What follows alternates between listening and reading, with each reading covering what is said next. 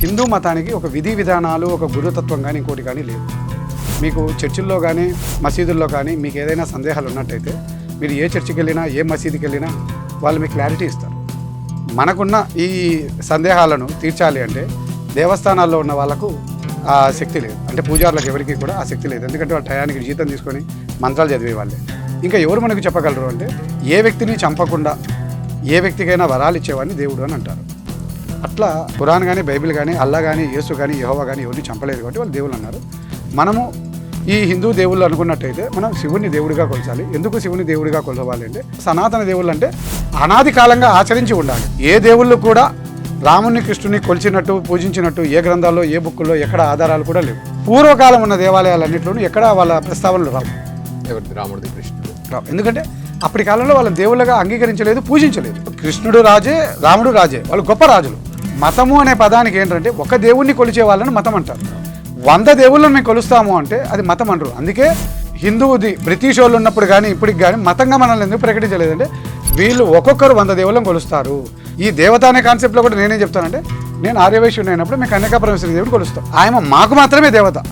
లోకమాత అంటే నేను అంగీకరించను. మాది మతం అండి, మాది కులం కాదు. ఆర్యవైశ్య మతం. మా అమ్మవారు నిత్యం పూజించింది ఎవరిని అంటే నగరేశ్వర స్వామి దేవాలయం అంటే శివుని పూజించారు. ఇప్పుడు జైన్లు కానీ మేము కానీ దాదాపు అన్నదమ్ముల మాదిగానే, వద్దు వివాదాలు వద్దు, మనల్ని మనం చేసుకుందాం పరిష్కరించుకుందాం అనే టైప్. వాళ్ళు మేము ఇద్దరం అన్నదమ్ములమే. ఎందుకు మేము మతంగా ప్రకటించవలేదో నాకు ఇప్పటికీ అర్థం కాదు. అంటే ఏంటంటే మా వైశ్యులు ఎట్ట తయారైపోయారంటే వాడు ఏదో వాడుకుంటాడు వాడుకోనిలే అంటే take it easy and at the same time అన్నీ వదిలేస్తాం మేము. మాకు మా డబ్బులు ఉంటే మా కుల పెద్దలు ఎవరైతే చెప్పబడుతున్నారో వాళ్ళ స్వలాభాలే తప్ప ఆర్యవైశ్యులకు మేలు చేసిన ఒక్క కులనాయకుడు కూడా లేడు. ఇక్కడ ఒకటే సార్ లాజిక్.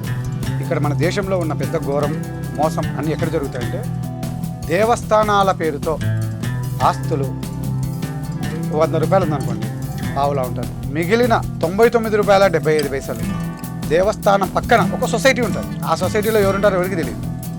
ఆ సొసైటీ పేరుతో ఆస్తులన్నీ ఉంటాయి. భక్తులు వచ్చి డబ్బులు ఇచ్చినా కానుకలు ఇచ్చినా ఏవిచ్చినా దేవుడికి చెందాలనా సంఘానికి చెందాలనా?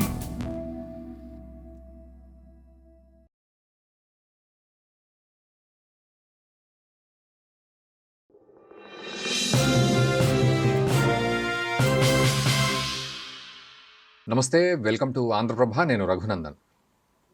సో మనతో పాటు ఒక అతిథి ఉన్నారు. సో ఆ అతిథి మాట్లాడే మాటలు మనం చాలా జాగ్రత్తగా వినాలి. ఎందుకంటే ఆయన ఇదివరకు చేసిన ఇంటర్వ్యూల్లో ఆయన మాట్లాడిన మాటలు, వారు మాట్లాడిన మాటల్ని కొంతమంది ఎడిట్ చేసి ముక్కలు ముక్కలుగా ఎడిట్ చేసి కన్విన్సింగ్గా ఎక్కడ అవసరమో అక్కడ అతుకుబెట్టి దాన్ని సోషల్ మీడియాలో వదిలి పూర్తిగా అక్కడ ప్రజల్ని రెచ్చగొట్టేసి వాళ్లను ఉద్రేకపరిచి ఈయనేదో తప్పు మాట్లాడారు అని చెప్పి ఒక గుంపుగా వచ్చి దాడి కూడా చేశారు. వారు చెప్తున్న మాటలు ఇవి. దాడి కూడా చేశారు, వీడియో కూడా చూపెట్టారు. దాడి జరిగింది తన మీద. అయితే ఏ అంశం మీద దాడి జరిగింది అనే విషయం పక్కన పెడితే నన్ను అర్థం చేసుకోకుండా నా మీద దాడి చేశారు అని వారు అంటున్నారు. అసలు ఎందుకు దాడి చేయాల్సి వచ్చింది? వారి వాదన ఏంటి? అసలు మనం ఒక మనిషి మీద కోపం తెచ్చుకోవాలంటే ఫస్ట్ వాళ్ళు మాట్లాడే మాటలు విని అర్థం చేసుకొని కోపం తెచ్చుకోగలిగితే దానికి కొంత అర్థం ఉంటుందేమో. వితండవాదం చేస్తూ కోపంతో దాడి చేయడం అనేది ఎంతవరకు సమంజసం అనేది వారి మాట.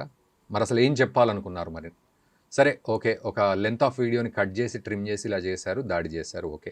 బట్ మీరేం చెప్పాలనుకున్నారు అనేది నా ప్రశ్న. సో తెల్లాకుల మనోహర్ గారు మనతో పాటు ఉన్నారు. వారిని ఎలా ఇంట్రడ్యూస్ చేయాలి అని నేను అడిగినప్పుడు యథార్థవాది అని చెప్పండి అని అన్నారు. సో యథార్థవాది తెల్లాకుల మనోహర్ గారు మనతో పాటు ఉన్నారు. మనోహర్ గారు నమస్తే అండి. నమస్తే సార్. సో మీరు చూపెట్టిన వీడియో చూశాను. ఒక రకంగా జనరల్గా నార్మల్గా చెప్పాలన్నా మీ మీద దాడి జరగడం అనేది కొంత శోచనీయమైన విషయమే. అది అలా జరిగి ఉండాల్సింది కాదు అనేది మా ఉద్దేశం 100%. ఎవరి మీద దాడి చేసుకోవాలని ఎవరు కోరుకోరు, కానీ అది జరిగింది. నేను చూశాను వీడియోస్. సో చాలా ట్రిమ్ చేసి కావాల్సినంత వరకే అతుకుబెట్టి దాన్ని రెచ్చగొట్టుకొని అది చేశారు అంటున్నారు. సరే, ఓకే, దాడి జరిగింది. బట్ మీరు ప్రపంచానికి ఏం చెప్పాలనుకుంటున్నారు అసలు అనేది నా ప్రశ్న. అసలు ఏం చెప్పాలనుకుంటే అది ఎదుటి వాళ్ళు అర్థం చేసుకోలేకపోయారు అనేది నా ప్రశ్న. నేను 100కి 100 రూపాయలు ఆర్యవైశ్యుని, హిందూ ఆచారాలని పాటించేవాడిని, హిందూ విశ్వాసాలు కలిగిన వాడిని, హిందుత్వాన్ని నమ్ముతూ హిందుత్వాన్ని పాటిస్తూ యథార్థాల్లో జీవిస్తూ నాకున్న సందేహాలను సమాజం దృష్టిలో పెడుతూ ప్రశ్నిస్తూ నేను ప్రశ్నిస్తున్నాను.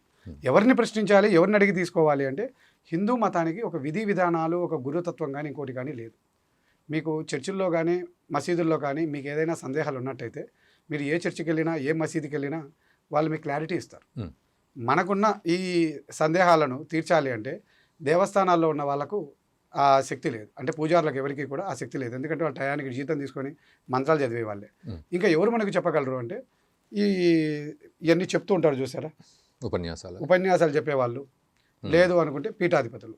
వీళ్ళిద్దరూ సామాన్యంగా మనకు అందుబాటులో దొరికే వ్యక్తులు కాదు, వాళ్ళని కలిసే అవకాశము రెండూ లేవు. అటువంటప్పుడు మనకున్న దారి ఏంటి అంటే సోషల్ మీడియా. ఈ సోషల్ మీడియా ద్వారా నా అభిప్రాయాలను, నా సందేహాలను, నాకు రావాల్సిన మార్పులన్నింటినీ కూడా పొందుపరుస్తూ వీడియోలు చేశాను. నేను చేసిన వీడియోల్లో దాదాపు చాలా వీడియోలు కూడా 50 నిమిషాల పైనే ఉన్నాయి. ఎక్కడ ఏ సందర్భంలో కూడా ఏ దేవుణ్ణి కూడా దూషించలేదు. దేవుడిని వీళ్ళు దేవుళ్ళు కాదండి, కానీ దేవుళ్ళగా ఆచరిస్తాము, దేవుళ్ళనుగా పూజిస్తాము అన్నప్పుడు నాకు ఏ విధమైన అభ్యంతరము లేదు. ఎందుకు అంటే దేవుడు అనే పదానికి మనం ఈ సమాజంలో ఉన్న ప్రకారానికి, రాజ్యాంగం ప్రకారానికి మనం చూసుకుంటే ఏ వ్యక్తిని చంపకుండా ఏ వ్యక్తికైనా వరాలు ఇచ్చేవాడిని దేవుడు అని అంటారు. అట్లా ఖురాన్ కానీ బైబిల్ కానీ అల్లా కానీ యేసు కానీ యెహోవా కానీ ఎవరిని చంపలేదు కాబట్టి వాళ్ళు దేవుళ్ళు అన్నారు. మనము ఈ హిందూ దేవుళ్ళు అనుకున్నట్టయితే మనం శివుని దేవుడిగా కొలచాలి. ఎందుకు శివుని దేవుడిగా కొలవాలి అంటే అనాది కాలం నుంచి శివలింగాలే వచ్చాయి, శివలింగాన్ని పూజించారనే ఆధారాలు ఉన్నాయి. ప్రతి రాజు కూడా శివలింగాన్ని పూజించారు.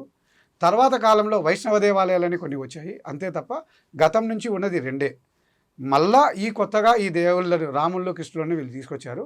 రాముడు కానీ కృష్ణుడు కానీ సౌత్ ఇండియా దేవుళ్ళు కాదు, వీళ్ళు నార్త్ ఇండియా వాళ్ళు. నార్త్ ఇండియాలోనే పుట్టారు, వాళ్ళు నార్త్ ఇండియాలోనే అక్కడక్కడ దేవుళ్ళు ఉన్నాయి. కొంతమంది ఇష్టంగా కొలిచిన వాళ్ళు, భావించిన వాళ్ళు అక్కడ పెట్టుకున్నారు, కానీ పర్మనెంట్ దేవుళ్ళు కాదు. వీళ్ళు సనాతన దేవుళ్ళు అని అంటున్నారు. సనాతన దేవుళ్ళు అంటే అనాది కాలంగా ఆచరించి ఉండాలి. ఏ దేవుళ్ళు కూడా రాముని కృష్ణుని కొలిచినట్టు పూజించినట్టు ఏ గ్రంథాల్లో ఏ బుక్కుల్లో ఎక్కడ ఆధారాలు కూడా లేవు. మీరు ఏ దేవాలయాల్లో చూసినా కూడా ఎక్కడెక్కడ శివ అన్నీ చెక్కి ఉంటాయి కదా, అక్కడ రామకృష్ణులను లక్ష్మణులను వీళ్ళని కొన్ని చోట్ల పెట్టారు. ఈ మధ్య కాలంలో ఉన్న దేవాలయాలు మేబీ ఒక 100 ఏళ్ళగా ఉన్న దేవాలయాల్లో కొత్తగా కట్టిన రీమాడల్లో అవన్నీ వచ్చి ఉంటాయి, కానీ పూర్వకాలం ఉన్న దేవాలయాలన్నింటిలోనూ ఎక్కడ వాళ్ళ ప్రస్తావనలు రావు. రాముడిది కృష్ణుడిది రావు. ఎందుకంటే అప్పటి కాలంలో వాళ్ళని దేవుళ్ళగా అంగీకరించలేదు, పూజించలేదు. వాళ్ళని రాజులుగా చూశారు. రాజుగానే చూస్తాడు. రాజు కృష్ణుడు రాజే, రాముడు రాజే. వాళ్ళు గొప్ప రాజులు. ఖచ్చితంగా ఆ గొప్ప రాజులు అంటే ఏంటి, వాళ్ళ రాజ్యంలోని ప్రజల కోసం, వాళ్ళ కోసం కొన్ని సందర్భాల స్వార్థమో ధర్మమో ఏవైనా కావచ్చు. రాజు అన్నాక యుద్ధకాంక్ష ఉంటుంది, రాజ్యాన్ని గెలుచుకోవాలనుకుంటారు. అలా కొన్ని సందర్భాల్లో చేశారు. వాళ్ళు మంచి చేసి ఉంటారు, చెడు చేసి ఉంటారు. అయినా సరే మీరు దేవుళ్ళగా ఆరాధిస్తారంటే నాకు అభ్యంతరం లేదు, నేను విమర్శ చేయను. ఓకే.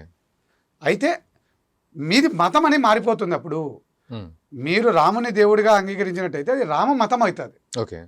మీరు కృష్ణుని దేవుడిగా అంగీకరించినట్టయితే కృష్ణ మతం అవుతుంది.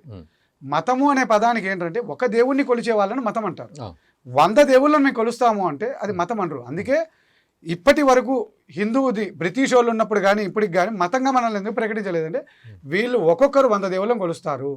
ఈ దేవుళ్ళనే కాకుండా మనం యేసు ప్రభువుని కూడా కొలుస్తాం, అల్లాను కూడా కొలుస్తాం. దర్గా కాడికి వెళ్ళి దర్గాను మొక్కే వాళ్ళు ఉన్నారు, చర్చిల కాడికి వెళ్ళి ఇట్లా అనే వాళ్ళు ఉన్నారు, మసీదులకు వెళ్ళి మసీదులో ప్రార్థనలు చేసే వాళ్ళు ఉన్నారు. మనకేంటంటే అపనమ్మకమో లేక అందరూ దేవుళ్ళు అనుకోవడమో ఒక సెక్యులరిజమో మనకు తెలియదు. ఎందుకంటే ఒక దేవుడిని నేను నమ్మితే నీకు మంచి జరుగుతుంది, జరిగినా జరగకపోయినా బాధ్యత వహించాలి ఆయన. దేవుడు అనేవాళ్ళు బాధ్యత తీసుకోవాల్సిందే. అలా మీరు 10 మంది దేవుళ్ళను మొక్కడం వల్ల ఎవరు మీ బాధ్యతలు తీసుకోరు, ఎక్కడ మీకు హక్కు దొరకదు. మీరు ఏ దేవుణ్ణి నమ్ముతారో ఆ దేవుణ్ణి మీరు నమ్మండి. ఒక దేవుణ్ణి నమ్మండి, ఒక దేవతని నమ్మండి.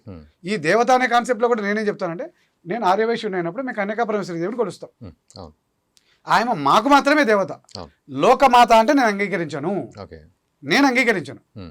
బికాస్ హిందువులైన వేరే రాజు ఆయనను వివాహం చేసుకోవాలనో ఇంకో రకంగానో అనుకున్నప్పుడు నాకు ఇష్టం లేని వివాహాన్ని ఆయన బలవంత పెట్టి చేయాలనుకుంటున్నాడు, నాకు వద్దు అని ఆ కులం ఉన్న వాళ్ళందరూ కూడా అంగీకరించినప్పుడు పరిష్కారాన్ని కనుక్కొని తనకు తాను ఆత్మాహుతి చేసుకుంది.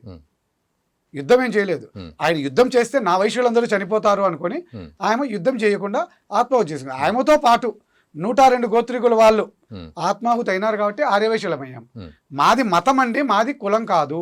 ఉమ్, ఆర్యవైశ్య మతం. Hmm. మా అమ్మవారు నిత్యం పూజించింది ఎవరిని అంటే నగరేశ్వర స్వామి దేవాలయాన్ని, Hmm. అంటే శివుని పూజించారు. ఓకే.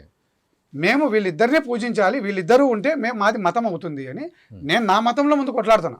ఓకే. మంది ఆర్యవైశ్య కులం కాదు మతం. ఒకవేళ మంది మతం కాదు కులం కాదు మతము అని మీరు అనుకుంటే హిందువులలో కలిసిపోదా పాండి అని నేను అంటున్నా. ఉమ్, మిగిలిన దేవుళ్ళు అందరూ ఉన్నారు, వాళ్ళు కూడా కన్యకాపరేశ్వరుని మొక్కుతున్నారు. ఉమ్, మళ్ళీ పూజ డబ్బులు తీసుకోండి, ఉమ్. కలుపుకోండి, అన్ని రకాలుగా వాళ్ళను మనం భాగం చేయాలి కదా, ఎందుకు చేయడం లేదు?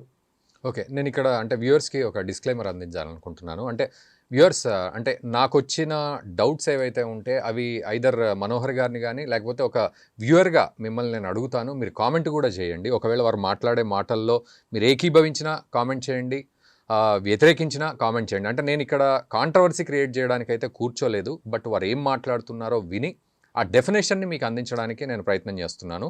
సో మీరు సందర్భానికి తగ్గట్టుగా నా క్వశ్చన్కి కామెంట్ చేయండి, లేదా వారి సమాధానానికి కూడా మీరు కామెంట్ చేయండి. చూద్దాం ఏమంటారో చూద్దాం. ఇంకా ఎటువంటి అంశాలు ఉన్నాయి, ఎందుకంటే చాలా రీడిఫైన్ చేస్తున్నారు వారు సమాజంలో ఉన్న ఈ యొక్క అది దాన్ని ఏమనాలి అనే విషయం పక్కన పెడితే వాటన్నింటినీ రీడిఫైన్ చేస్తున్నారు. సో వాటిని వినే క్రమంలో నేను ఉన్నాను కాబట్టి ప్రశాంతంగా వినే ప్రయత్నం అయితే చేస్తూ ఉన్నాను. అంటే కాంట్రవర్సీ క్రియేట్ చేయడం నా ఉద్దేశం కాదనేది నేను క్లియర్గా చెప్తూ ఉన్నాను. యా మనోహర్ గారు. సార్, నేను ఏదైతే చెప్తున్నానో నా వ్యక్తిగత అభిప్రాయం, ఇందులో ఏ ఒక్కరి మనోభావాలు దెబ్బతిన్నా, ఏ ఒక్కరికి బాధ కలిగించినా ఖచ్చితంగా నేను డిబేట్లో వాళ్ళకి వచ్చి చెప్తే నా అభిప్రాయం తప్పు అని వాళ్ళు నిరూపిస్తేనే సారి కూడా చెప్తాను. ఎవరితోనైనా నేను డిబేట్ కూర్చుంటా. ఓకే, మీ అభిప్రాయం తప్పు అని నిరూపించాలి. అసలు నిరూపించాల్సిన అవసరం కూడా లేదు. మీ అభిప్రాయం మీరు ఏదైనా మాట్లాడొచ్చేమో, ఇట్స్ ఓకే. బట్ ఎందుకు వాళ్ళు అగ్రెసివ్ అయ్యారు ఆ రోజు? దానికి నేను క్లియర్గా క్లారిటీగా చెప్తాను సార్. నేను హిందూ మతం, మాది ఆర్యవైశ్యులం అనే వాళ్ళది, మాది మతం అండి, హిందుత్వం కాదు అని నేను దాదాపు 3-4 ఇయర్స్ నుంచి క్లెయిమ్ చేస్తున్నా. ఇక్కడ ప్రాబ్లం ఎక్కడరా అంటే, నాకు వచ్చింది నా కులంతోనే. నా కులం వాళ్ళు నేను వాళ్ళను దేవుడి పేరుతో ఆస్తులు ఉన్నాయి, చనిపోయిన వాళ్ళు కానీ మేము కానీ మా పెద్దలు కానీ ఇంకొకరు కానీ దేవుడి పేరుతో ఇచ్చారు. ఆ ఆస్తులన్నీ దేవత అట్టే పెట్టుకుంటుందా? ఇచ్చిన వాళ్ళందరూ కూడా ఒక ఎయిమ్స్ ఆబ్జెక్ట్స్తో దానం చేశారు. ఆ ఎయిమ్స్ ఆబ్జెక్ట్స్ మీరు ఎందుకు చేయట్లేదు? ఓకే, దేవుడి కోసం ఇచ్చిన ఆ దానంని అంటే ఆ ఆస్తులు కావచ్చు, వాటిని ఎందుకు మీరు సరిగ్గా వినియోగించట్లేదు అని అంటే ఆ దేవుడి తరపున ఉన్న మేము, అంటే ఆర్యవైశ్యులమైన మేము, ఆమె తల్లి పిల్లలమైన మేము, ఆ ఆస్తులన్నీ ఏవైతే ఉన్నాయో ఆమె తినదు, ఆమె అట్లే పెట్టుకోండి అని మీరు అంటున్నారు. మేము కాపాడుతున్నామంటారు. కాపాడడం కోసం కాదు కదా మీరు ఉండేది. సంస్కరించాలి, అవకాశాలు కల్పించాలి, ఉపాధి ఇవ్వాలి కదా. స్కూళ్ళు కానీ కాలేజీలు కానీ ఆసుపత్రులు కానీ ఉపాధి అవకాశాలు కల్పించేటి రకరకాల బయలాలో ఉన్న ప్రకారం ఎందుకు చేయట్లేదు అని ప్రశ్నించాను. ఆయన్ని ప్రశ్నించడం నేరం. మా ఊరి కులాధ్యక్షుడిని నేను ప్రశ్నించడం నేరం. ఆ నేరం కింద నన్ను బహిష్కరణ చేశాడు, కుల బహిష్కరణ. అరే నేను అడిగిన ప్రశ్నలో ఎక్కడ లోపం? ఆయనని తిట్టి ఉన్నా, ఆయనని కొట్టి ఉన్నా నన్ను బహిష్కరించవచ్చు. అంటే ఈ విధంగా ప్రశ్నిస్తే కూడా నేరమేనా? అంటే ఇది ఏ ధర్మంలో నేరం, అది ఏ చట్టంలో నేరం? అది నేను ఆయన చెప్పలేకపోగా నా మీద దాడి చేశాడు. నేను దాడి చేయలేదు, ఎందుకంటే ఆయన ముఠా పెద్దది, నేను ఒక్కరినే. నాకు జవాబు చెప్పలేక, జవాబు చెప్పే స్థితి లేక ఆయన ముఠా 2010 సంవత్సరం నా మీద దాడి చేసింది. అత్యంత క్రూరంగా దాడి చేసింది. 200 మంది కలిపి నన్ను కొట్టినా కూడా ఒక్క దెబ్బ కూడా లేకుండా నేను నిలబడ్డాను. వై మీన్స్ నా ఆశయం నిస్వార్థంగా చేస్తున్నా. నేను డబ్బు లేనివాని కాదు, కష్టాలు ఉన్నవాని కాదు. రేపటి సమాజంలో ఉన్న వాళ్ళకందరికీ రావాల్సిన మార్పుల కోసం నా కులంలో నేను పొట్లాడాను. ఈ క్రమంలో నా కులం విషయం పైన నేను యూట్యూబ్లోకి వచ్చి మాట్లాడాను. ఎన్నో మా కులానికి సంబంధించిన పెద్ద మనుషుల్ని కలిశాను, కొంతమంది పీఠాధిపతులను కలిసి అందరికీ చెప్పాను. ఏ ఒక్కరూ కలగజేసుకోలేదు. ప్రభుత్వానికి చెప్పాను. అతనుకున్న ఇన్ఫ్లుయెన్స్తో దాన్ని కాలయాపన చేయిస్తూ వచ్చాడు. ఈ క్రమంలో ఈ డోస్ సరిపోలే. ఇదే వివాదం దేవస్థానాల్లో కూడా ఉంది కదా. దేవస్థానాల్లో కూడా సంపద ఉంది. నేను ఇక్కడే కాదు, ఇక్కడ కూడా డబ్బు కట్టా, మళ్ళీ నాకు ఇక్కడ కూడా రావట్లే కదా, నేను ఇక్కడే వదిలేస్తే ఎట్లా, ఇక్కడ కూడా అడగాల్సిన అవసరం ఉంది అని అక్కడి నుంచి నా దృష్టిని హిందూ దేవస్థానాల మీదకి మళ్ళీ, అంటే వైశ్యుల దగ్గర నుంచి లాస్ట్కి హిందూ. ఎందుకంటే నా వాళ్ళు ఒరే మనది మతం రా అంటే ముందుకు రావడంలే. మతమా కులమా చెప్పలేరు, హిందువులా కాదా చెప్పరు. హిందువులైతే అందరినీ కలుపుకోమంటున్నా. నా దేవస్థానాల్లో అందరినీ సభ్యులుగా తీసుకో, అందరికీ పూజలు చేయి, అందరికీ అవకాశాలు ఇయ్యి. అలా చేయరు, ఎవరిని కలుపుకోరు, ఎవరికి జవాబు చెప్పరు అని నా డోస్ సరిపోలేదు అని నేను ఈ దేవస్థానాల జోలికి వచ్చాను. ఇప్పుడు స్పందించాలి కదా ఎవరో ఒకరు. అప్పుడు విశ్వ హిందూ పరిషత్ కానీ ఇక్కడ వైశ్యులు మతమా కులమా అనేది అడుగుతూ ఉన్నారు. సో దానికి మీరేం సమాధానం చెప్తారు? మీరు కామెంట్ చేయొచ్చు. సో మీరు అంటున్నారు కేవలం మతమే. ఎందుకు మతము అనేది దానికి డెఫినేషన్ కూడా ఇస్తారు చూడండి సార్. జైను మతం అంటారు. జైను మతం అంటే ఏంటంటే మహావీర్ జైన్ వాళ్ళకు గురువు. అదే సందర్భంలో హిందూ దేవుళ్ళని అందరినీ కూడా వాళ్ళు దేవుళ్ళుగా కొలుస్తారు. వాళ్ళ ఇంట్లో కానీ వాళ్ళ కాడ కానీ అన్నీ ఉంటాయి. అటువంటిప్పుడు వాళ్ళది మతమైంది. హిందూ దేవుళ్ళని అన్నీ కొలుస్తూ వాళ్ళది మతమైంది. వాళ్ళ దేవస్థానాలలో ఏ ఒక్క హిందువుకు హక్కు ఉండదు. ఓకే. కానీ వాళ్ళు ఈ దేవస్థానాలలో మెంబర్లుగా ఉంటున్నారు. నాకు అది ఎలా సాధ్యమో అర్థం కాదు. ఓకే. అక్కడ ఉన్న నువ్వు ఇక్కడ రాకూడదు. నీది మతం అని ప్రకటించుకున్నారు కదా. మతం అని మీరు జైను మతం అన్నప్పుడు మీరు జైనులుగా ఉంటూ మమ్మల్ని వివేదించకుండా మా దేవస్థానాల్లో మీరు రాకూడదు. మన దేవస్థానాల్లో కూడా వాళ్ళ సభ్యులుగా ఉన్నారు.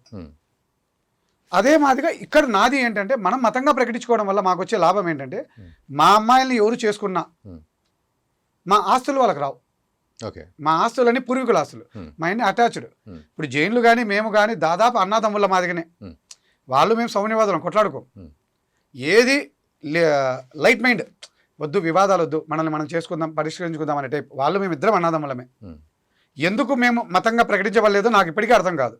ఎందుకంటే వాళ్ళకి మాకు చాలా దగ్గర రిలేషన్. అన్నట్టు వైశ్యుల్లోనే మనది కులం కాదు, వైశ్య కులం కాదు, మనం హిందువులం కాదు, మనది ఒక మతం, వైశ్య మతం అని మీరు ఎప్పుడైనా అనే ప్రయత్నం చేశారా? ఇప్పటి వరకు నేను మాట్లాడింది అది. దాని మీద క్లారిటీ లేక దానికి వివరణ ఇచ్చుకోవాల్సిన బాధ్యత ఎవరిది? కుల సంఘాన్ని. నేను మాట్లాడేది రైటో రాంగో నా కుల సంఘం అన్న ఖండియాలి కదా. ఇప్పటి వరకు దాని మీద ఖండన ఇవ్వలేదు, వివరణ ఇవ్వలేదు. అంటే ఏంటంటే మా వైశ్యులు ఎట్ట తయారైపోయారంటే వాడేదో వాడుకుంటాడు, వాడుకొనిలే అంటే take it easy and at the same time అన్నీ వదిలేస్తాం మేము. మాకు మా డబ్బులు ఉంటాయి. మా కుల పెద్దలు ఎవరైతే చెప్పబడుతున్నారో వాళ్ళ స్వలాభాలే తప్ప ఆర్యవైశ్యులకు మేలు చేసిన ఒక్క కుల నాయకుడు కూడా లేడు. దేవస్థానాల్లో లేరు, రాజకీయాల్లో లేరు, సంఘాల్లోనూ లేరు. నేను దాన్ని విభేదిస్తా. ఏం ఎల్లకాలం మీరే ఉంటారో, మీ సొంతమా, మీరేమైనా సాగుతున్నారా మమ్మల్ని? మీయా ఆస్తులు, మీయా మీ తాతయ్య చిన్నానయ్య, మీరేమి ఇవ్వనప్పుడు మీరేంది పెత్తనం ఇక్కడ? మేము ఈ కులంలో పుట్టినాం, మేము అవకాశాలు కావాలా, మేము అమ్మవారి పూజ చేస్తాం, మేము చేసే క్రమంలో మేము చేస్తాం సంస్కరణలు, మేము స్కూల్ కట్టిస్తాం, కాలేజీలు కట్టిస్తాం. నేను చెప్పిన మా కులస్తులైన నాలాంటి వాళ్ళు ఎవరైనా, నాకు ధైర్యం ఉంది, డబ్బు ఉంది, తెలివితేటలు వచ్చాను బయటికి. నాలాగా మిగతా వాళ్ళు కూడా ఉన్నారు, కానీ వాళ్ళకి ధైర్యం లేదు. అతను ఇప్పుడు నా ఊరి కులాధ్యక్షుడు ఎవరినైనా తొక్కగలడు. నన్ను ఎందుకు తొక్కలేకపోయాడు అంటే నేను మెంటల్లీ చాలా స్ట్రాంగ్. నన్ను ఏ రూపాన ఏమీ చేయలేడు. అతనికి ఉన్న దారి ఏంటి? కొట్టి భయపెట్టాలా అనుకున్నాడు, భయపడలేదు. దేవస్థానంలో కొట్టాడు, ఒక యూట్యూబ్ ఛానల్లో మాట్లాడినానని కొట్టాడు ఇంటికి వచ్చి. ఇప్పుడు ఈ అంశాలన్నీ మాట్లాడుతున్నాడు, మమ్మల్ని దొంగ అంటున్నాడు, మమ్మల్ని క్లెయిమ్ చేస్తున్నాడు, మిగతా దేవాలయం మీద పన్నాడు. ఈ దేవస్థానాల వాళ్ళు ఏంటయ్యా మీదంతా తీసుకొచ్చి మాకు పెట్టారే, జవాబులు అతను అడిగేదానికి జవాబులు లేవు. ఒకటి సార్, ఒకటి మీరు వాళ్ళను అడుగుతూ ఉన్నారు, మనది కులమా మతమా, దానికి మీ దగ్గర సమాధానం లేదు, కుల సంఘాల దగ్గర లేదు అని అంటున్నారు కదా. లేదు అంటే ఒకవేళ ఉంటే ప్రూఫ్ చూపెట్టేవాళ్ళేమో. సో లేదు. సో అట్లానే మీరు దొంగ, ఒక మనిషిని దొంగ అంటున్నారు, వాళ్ళు చాలా బలవంతుడు, నన్ను తొక్కేస్తాడు అని అంటున్నారు. నన్ను తొక్కలేకపోతున్నారు, అందరినీ తొక్కుతాడు కానీ నన్ను తొక్కలేకపోతున్నాను ఎందుకంటే నేను మెంటల్లీ స్ట్రాంగ్ కాబట్టి అని అంటున్నారు. సరే, మీరు మెంటల్లీ స్ట్రాంగ్ అనేది మీలో మీకు తెలుస్తుంది, బట్ ఎదుటివాడిని దొంగ అన్నప్పుడు ఆ దొంగ అది exactly that's what every legal proof. అంటే మీరు ప్రపంచానికి చూపెట్టాలి అని అన్నప్పుడు, మీరు ఒక మాట మాట్లాడినప్పుడు దానికి ఖచ్చితంగా ప్రూఫ్ ఉండాల్సిందే కదా. ఐ హావ్ ఒక్కటి కాదు సార్, 1000 పేపర్లు ప్రూఫ్ ఉన్నాయి. కన్యకా పరమేశ్వరి దేవస్థానం ఇక్కడ ఒకటే సార్ లాజిక్. ఇక్కడ మన దేశంలో ఉన్న పెద్ద ఘోరం, మోసం అన్ని ఎక్కడ జరుగుతాయంటే దేవస్థానాల పేరుతో ఆస్తులు 100 రూపాయలు ఉందనుకోండి, పావులా ఉంటుంది. మిగిలిన 99 రూపాయల 75 పైసలు దేవస్థానం పక్కన ఒక సొసైటీ ఉంటుంది.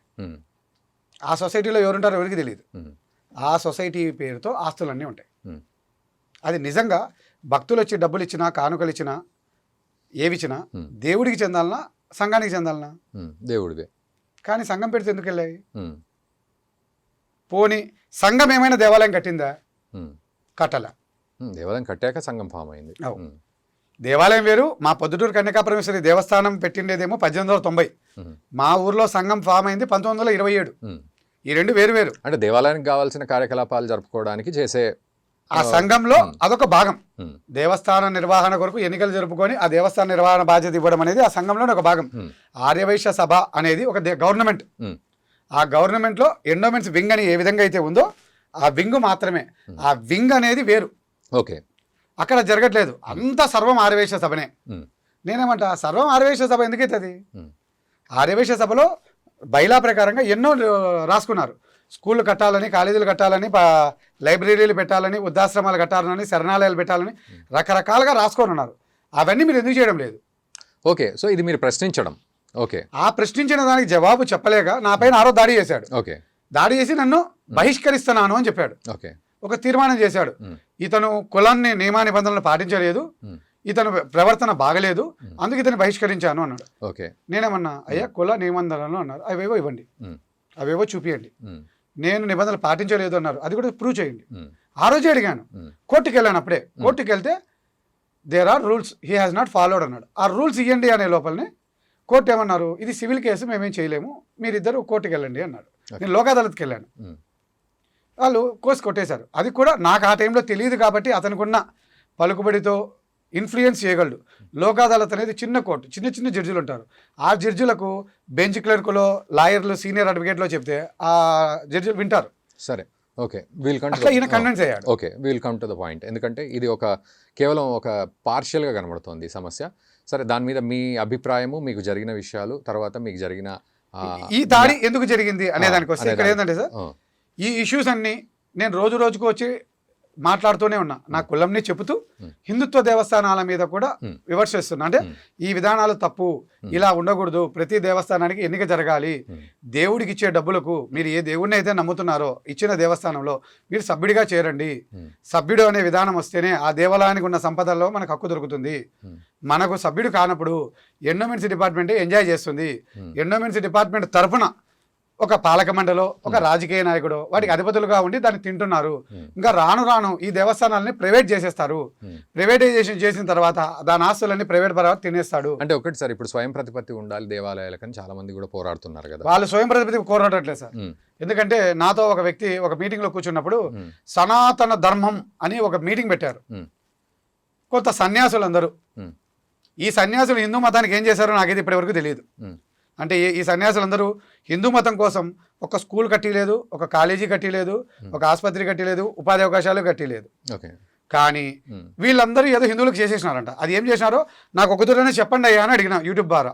ఎందుకంటే వాళ్ళతో మనకి అపాయింట్మెంట్ తెలియదు, వాళ్ళు ఎవరో మనకి తెలియదు, ఇంకోటి తెలియదు. ఇప్పటి వరకు దానికి కౌంటర్గా వీడియో లేదు.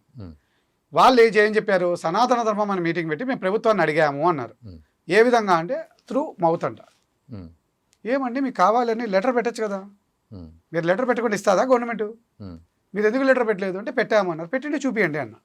లేదు. వీళ్ళ బిజినెస్ ఏంటంటే సనాతన ధర్మం అనేది ఒక corporate word which has been taken by these people.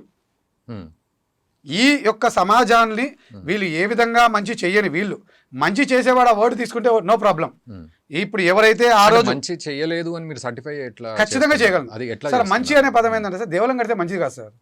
దేవలం అనేది జ్ఞానాన్ని బోధించే దానికోసం దేవలం ఉంది. వీళ్ళు దేవలం జ్ఞానం ఎలా వస్తుంది? విద్య ద్వారా వస్తుంది. ఆ విద్యను వీళ్ళు ఏ రోజు నేర్పించారు? వీళ్ళు దీనికి ఏం చెప్తున్నారు, హిందూ తరపున స్కూల్ పెట్టకూడదు అని వీళ్ళు చెప్తారు. ఆ యదవలకు, ఆ సన్యాసులకు తెలియనిది ఏంటంటే రమణ మహర్షి విద్యామందిర్లు ఉన్నాయి, మహర్షి విద్యామందిర్లు ఉన్నాయి, రామకృష్ణ మఠంలు ఉన్నాయి. అవన్నీ English medium schools, Telugu medium schools రెండు ఉన్నాయి దాంట్లో. మళ్ళీ నేనే అక్కడ చదివాను మహర్షిలో.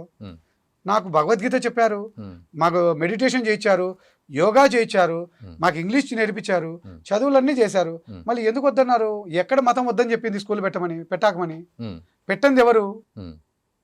దేవాలయాలు కట్టి డబ్బులు తీసుకోవడమే పని పెట్టుకున్నారు. కానీ దేవాలయాల తరఫున వీళ్ళు ఎందుకు స్కూల్ కట్టలేదు? ఓకే, అంటే మీరు అనేది ఏంటి చెప్పండి. అంటే సరే, ఈ పీఠాధిపతులు ఎవరైతే మాట్లాడుతున్నారో, పీఠాధిపతులను ఎత్తుకున్న నినాదానికి పీఠాధిపతులు నేను అడిగింది, అయ్యా మీరు దేవాలయాలు మీకు ఇవ్వండి అంటున్నారు, మీకు ఎందుకు ఇవ్వాలి? మీరెవరు? మీరు ఇప్పటికీ సమాజానికి చేసిన కాంట్రిబ్యూషన్ ఏంది? మీరు నిజంగా కాంట్రిబ్యూషన్ చేసి ఉంటే మేము కూడా మీకు మద్దతు ఇస్తాం. స్వామీజీలని చెప్పబడిన మీరు ఏ హిందువులకు ఏ విధమైన మేలు చేశారో చూపించండి, నిరూపించండి. వాళ్ళకి జవాబు లేదు. ఈ జవాబు లేనప్పుడు వీడు స్వామీజీల మీద పడుతున్నాడు, సనాతన ధర్మం మీద పడుతున్నాడు, వీళ్ళ మీద పడుతున్నాడు. వీడిని ఎదుర్కోవడం ఎట్లా? ఓకే, వాళ్ళు సరే, వాళ్ళు ఎదుర్కోవడం ఎట్లా అనే విషయం పక్కన పెడదాం. బట్ మీరు అనే దాంట్లో ఆబ్జెక్టివ్ ఏంటి అంటే, ఇప్పుడు పీఠాధిపతులు, మఠాధిపతులు స్కూల్స్ పెట్టాలనా? ఖచ్చితంగా పెట్టాలి. పెట్టే హక్కు లేదనా? ఖచ్చితంగా పెట్టాలి. సో రామకృష్ణ మఠం అనేది ఏం నేర్పించాలని మీరు అంటున్నారు? మన హిందూ ధర్మాన్ని నేర్పించండి, ఇంగ్లీష్ను నేర్పించండి. బతికేదానికి అవసరమైన ఇప్పుడున్న విద్యతో పాటు నీ ధర్మాన్ని బోధించండి. ఇప్పుడు మీరు ముస్లిం స్కూల్స్కి వెళ్ళారనుకోండి, క్రిస్టియన్ స్కూల్స్కి వెళ్ళారనుకోండి, ఓకే, ఈ రోజుకి అవసరమైన చదువు చెబుతూ వాళ్ళ గ్రంథాలు చెప్పుకుంటున్నారు. వాటి గురించి తర్వాత వద్దాం. బట్ మీరు అన్న దాంట్లో అయితే ధర్మాన్ని బోధించమని చెప్తూ ఉన్నారు. ధర్మాన్ని బోధించే క్లాస్ ఒకటి, మిగిలినది జీవితానికి అవసరమైన చదువు.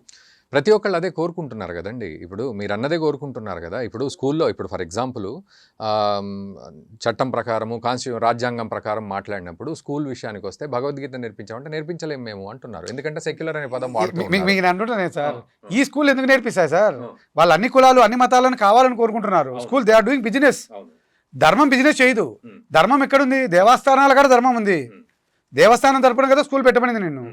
ఆ దేవస్థానం తరపున పెడితే పెట్టకూడదు అనే దానికి ఎక్కడ చట్టం ఉంది?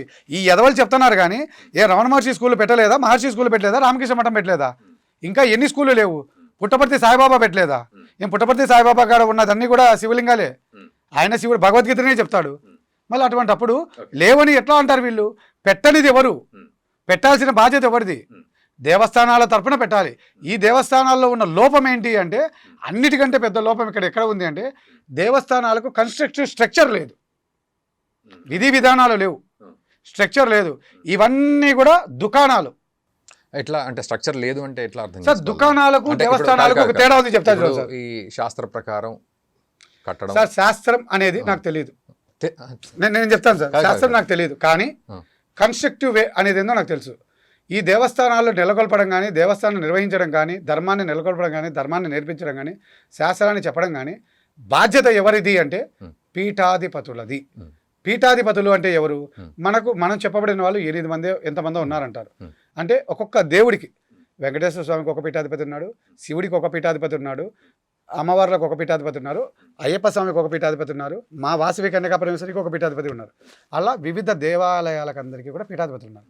ఆ పీఠాధిపతుల అనుమతితో, అంగీకారంతో, వాళ్ళ ప్లాన్తో మాత్రమే గుడి కట్టాలి. ఇప్పుడు శాస్త్ర ప్రకారం చేసేదంతా అదే కదండి. కాదు కదా, ఆ దేవస్థానాలకు వీళ్ళకు సంబంధం ఉండదు.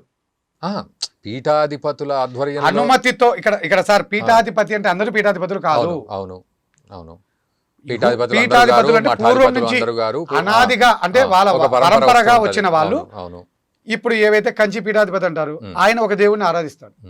వాళ్ళ ధర్మం ఏంటి అంటే, ఆ దేవుణ్ణి దేవస్థానాలు నెలకొల్పడం. ఆ దేవస్థానాలన్నీ వాళ్ళ పరిధిలో ఉండాలి. వాళ్ళు చెప్పిన విధానాన్ని తీసుకోవాలి. వాళ్ళు చెప్పిన విద్యనే వీళ్ళకి చెప్పాలి. అలా జరిగిందా? ఇప్పుడు అయ్యప్ప స్వామి ఉన్నాడు. అయ్యప్ప స్వామి దేవస్థానాన్ని ఎవరు పడితే వాళ్ళు పెడుతున్నారు. అయ్యప్ప స్వామి దేవస్థానం మీద ఏ ప్రభుత్వానికి నియంత్రణ ఉంది? ఎండోమెంట్స్కి కానీ ఎవరికి కానీ నియంత్రణ లేదు. పోనీ అక్కడ ఉన్న అయ్యప్ప స్వామి దేవస్థానం ట్రస్ట్కైనా నియంత్రణ ఉందా? బోర్డుకు ఉందా? లేదు. మళ్ళీ అదెట్లా? బోర్డు ఆధ్వర్యంలో నడుస్తుందంటారు కదా. ఇప్పుడు intermediate schools, intermediate colleges intermediate board కింద ఉన్నాయి. అవును. మళ్ళీ ఈ దేవస్థానాలన్నీ ఏ బోర్డు కింద ఉన్నాయి? అయ్యప్ప స్వామి దేవస్థానం బోర్డు కింద పెట్టు. ఇప్పుడు నేను అదే అంటున్నా, మిమ్మల్ని అడిగింది అదే ఇందాక. నేను ఇప్పుడు కన్స్ట్రక్టివ్ వేలో లేవు. అదే దేవాదాయ ధర్మాదాయ శాఖ చూసుకుంటున్నది వీటిని. చూసుకోలేదు సార్. కాదు ఇప్పుడు ప్రకారం అయితే చూసుకుంటుంది కదా. చూసుకోలేదు. ఇప్పుడు వాళ్ళకు ఈవోలను పెట్టాలన్నా స్టాఫ్ అన్ని దేవస్థానాల్లో ఇది లేవు సార్. ఇక్కడ ప్రాబ్లం ఎక్కడ ఉందంటే, అన్ని దేవస్థానాలు లేవు. కొన్ని దేవస్థానాలు పూర్వకాలంలో ఉన్న దేవస్థానాలు, వివాదాలు ఉన్న దేవస్థానాలని మాత్రమే ఎండోమెంట్స్ తీసుకుంటది. అంటే ఎక్కడ వివాదం ఉంటే అక్కడే ఎండోమెంట్స్ ఉంటుంది. అండ్ కొంత ఆదాయం కొంత మించి అవి కూడా సంబంధం లేదు. అట్లా ఆదాయం ఉంది అంటే ఎండోమెంట్స్ వచ్చేదానికి రైట్ లేదు సార్. ఎండోమెంట్స్ ఎప్పుడు వస్తుంది? నీ దేవస్థానం అయితే ఎండోమెంట్స్ రాదు. నీది కాదు నాది కాదు అని 10 మంది కొట్లాడుకుంటే ఎండోమెంట్స్ దూరుతుంది. దూరి దాన్ని నిర్వహిస్తుంది. ఇంకొకటి ఉండి పెట్టిన ప్రజల నుంచి డబ్బులు వసూలు చేస్తున్నారన్న ఎండోమెంట్స్ ఎంటర్ అవుతుంది.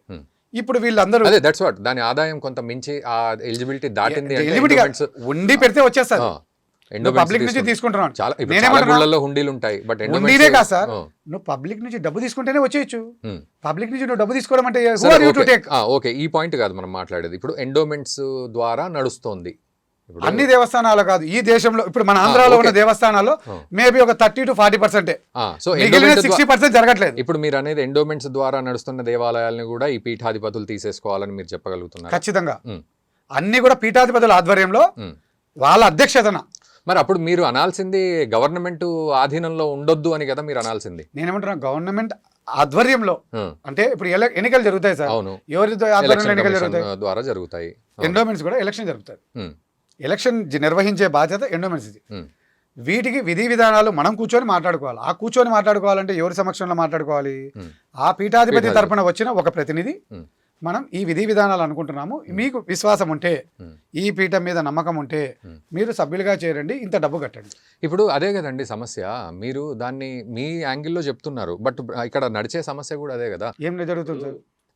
మొన్న కూడా ఆంధ్రప్రదేశ్లో జరిగిన విషయానికి వస్తే దానికి సంబంధించి పెద్దలు ఉండాల్సిందే, శాస్త్రం తెలిసిన పెద్దలు ఉండాల్సిందే అనే కదా వాళ్ళు అక్కడ ఒక రూల్ పాస్ చేసుకున్నది. కాదు సార్, సో వాళ్ళు అడిగినది నిజంగా చెప్పాలంటే పీఠాధిపతులు అక్కడ ఎవరు వచ్చారనేది చూస్తే పెద్ద పెద్ద పీఠాధిపతులు ఎవరు రాలేదు, చిన్న చిన్న వాళ్ళే వచ్చారు అక్కడ.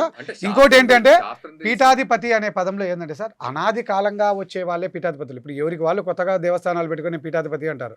నేను ఎందుకు ఈ పదం చెప్తున్నానంటే, నాకు కూడా పొద్దుటూరులో మా పూర్వీకులు మా పెద్దలు ఒక స్థలాన్ని దానం చేస్తే బ్రహ్మంగారి మఠం కట్టుకున్నారు. అక్కడ కట్టుకున్న తర్వాత ఆయన పీఠాధిపతిగా ఆయన ప్రకటించుకున్నారు. నేను దాన్ని తప్పు పడతా, నీకు నువ్వు పీఠాధిపతి ఎట్లయితావు? పీఠాధిపతి అనేది ఒక ధర్మం, ధర్మాన్ని నెలకొల్పేవాడు పీఠాధిపతి. సరే, మీరన్న ప్రకారం గ్రాంటెడ్ గా మాట్లాడితే ఈ పీఠాధిపతుల ఆధ్వర్యంలో విద్యాలయాలు నడిస్తే ధర్మం నిలుస్తుంది ఖచ్చితంగా, అదే మూలం. Yes, this is okay. ఈ కాంట్రవర్సీ ఏముంది ఇంకా మీరు అనే దాంట్లో? ఇక్కడ కాంట్రవర్సీ లేదు సార్. మిమ్మల్ని అర్థం చేసుకోవడం వల్ల లోపాలు ఉంటే కాంట్రవర్సీ ఉండొచ్చేమో, లేదా మీరు తప్పుగా ఏదైనా మాట్లాడితే కాంట్రవర్సీ ఉండొచ్చు. నేను ఇక్కడ తప్పు అనే పదంలో ఏం జరిగింది సార్, రాముడు కానీ కృష్ణుడు కానీ దేవుడు కాదండి, వాళ్ళు రాజులు. ఈ రాజులు అనే వాళ్ళు కూడా ఏమి ప్రజల కోసం చేసి దాన ధర్మాలు ఇచ్చి, ఈ భూములు ఇచ్చి, ఇప్పుడు మీరు గతంలో తీసుకున్న రాజులు చూస్తే ముస్లిం రాజులు, క్రిస్టియన్ రాజులు, వీళ్ళకి భూములు ఇచ్చినాం, వాళ్ళకి భూములు ఇచ్చినాం అన్నట్టు ఆధారాలు ఉంటాయి. మీరు ఇప్పటికీ రికార్డ్స్లో ఎత్తినారంటే వక్స్ భూముల్లో ఇదోండి, ఇది ఆయన పలానా రాజు వీళ్ళకి ఇచ్చేశాడు, పలాని వాళ్ళకి బ్రిటిష్ వాళ్ళు ఈ చర్చికి ఇది ఇచ్చారు అన్నట్టు కొన్ని ఉన్నాయి. వీళ్ళే మనకేమి ఇవ్వలేదండి. అయినా సరే మీరు దేవుడిగా కొలుస్తానంటే నాకు అభ్యంతరం లేదు. రెండోది, మనం వీళ్ళని కొలవాల్సిన ఇప్పుడు అవసరం లేదు, కొత్తగా దేవాలయాలు కట్టాల్సిన అవసరం లేదు. మనకు ఆల్రెడీ పెద్ద దేవుళ్ళు ఉన్నారు, ఈ దేవుళ్ళని పూజించుకుందాం. పెద్ద దేవుళ్ళు ఇప్పుడు వెంకటేశ్వర స్వామి ఉన్నాడు, శివాలయాలు ఉన్నాయి. ఈ దేవుడు ఏమన్నా కోరికలు తీర్చనన్నాడా? ఈ దేవుళ్ళు ఏమన్నా మనకు బోరు కొట్టేశారా? ఇప్పుడు కొత్తగా వీళ్ళకి ఎందుకు గుళ్ళు కట్టాల్సిన అవసరం ఏమొచ్చింది? ఈ నినాదాలు తీసుకోవాల్సిన అవసరం ఏమొచ్చింది? ఉన్న దేవాలయాలు చాలు కదా, కొత్త దేవాలయాలు ఎందుకు? ఈ రూపంలో డబ్బులు తీసుకోవడం ఎందుకు? స్పెసిఫిక్ గా రాముడికి కృష్ణుడికేనా మీరు అనేది? ఇప్పుడు కొత్త దేవాలయాలు ఏ గుడికి, ఏ దేవుడికి అవసరం లేదు. ఇప్పుడున్న దేవాలయాలకే భక్తులు పోవట్లే సార్. నిజంగానే భక్తులు పోరు.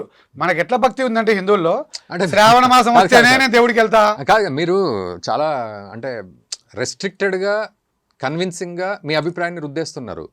ఇప్పుడు ఉన్న వాళ్ళు గుడికి ఎవరు పోవట్లేదు అంటున్నారు. పోవట్లేదని ఎట్లా అంటున్నారు మీరు? ఏదైనా లెక్క ప్రకారం చెప్తున్నారా మీరు?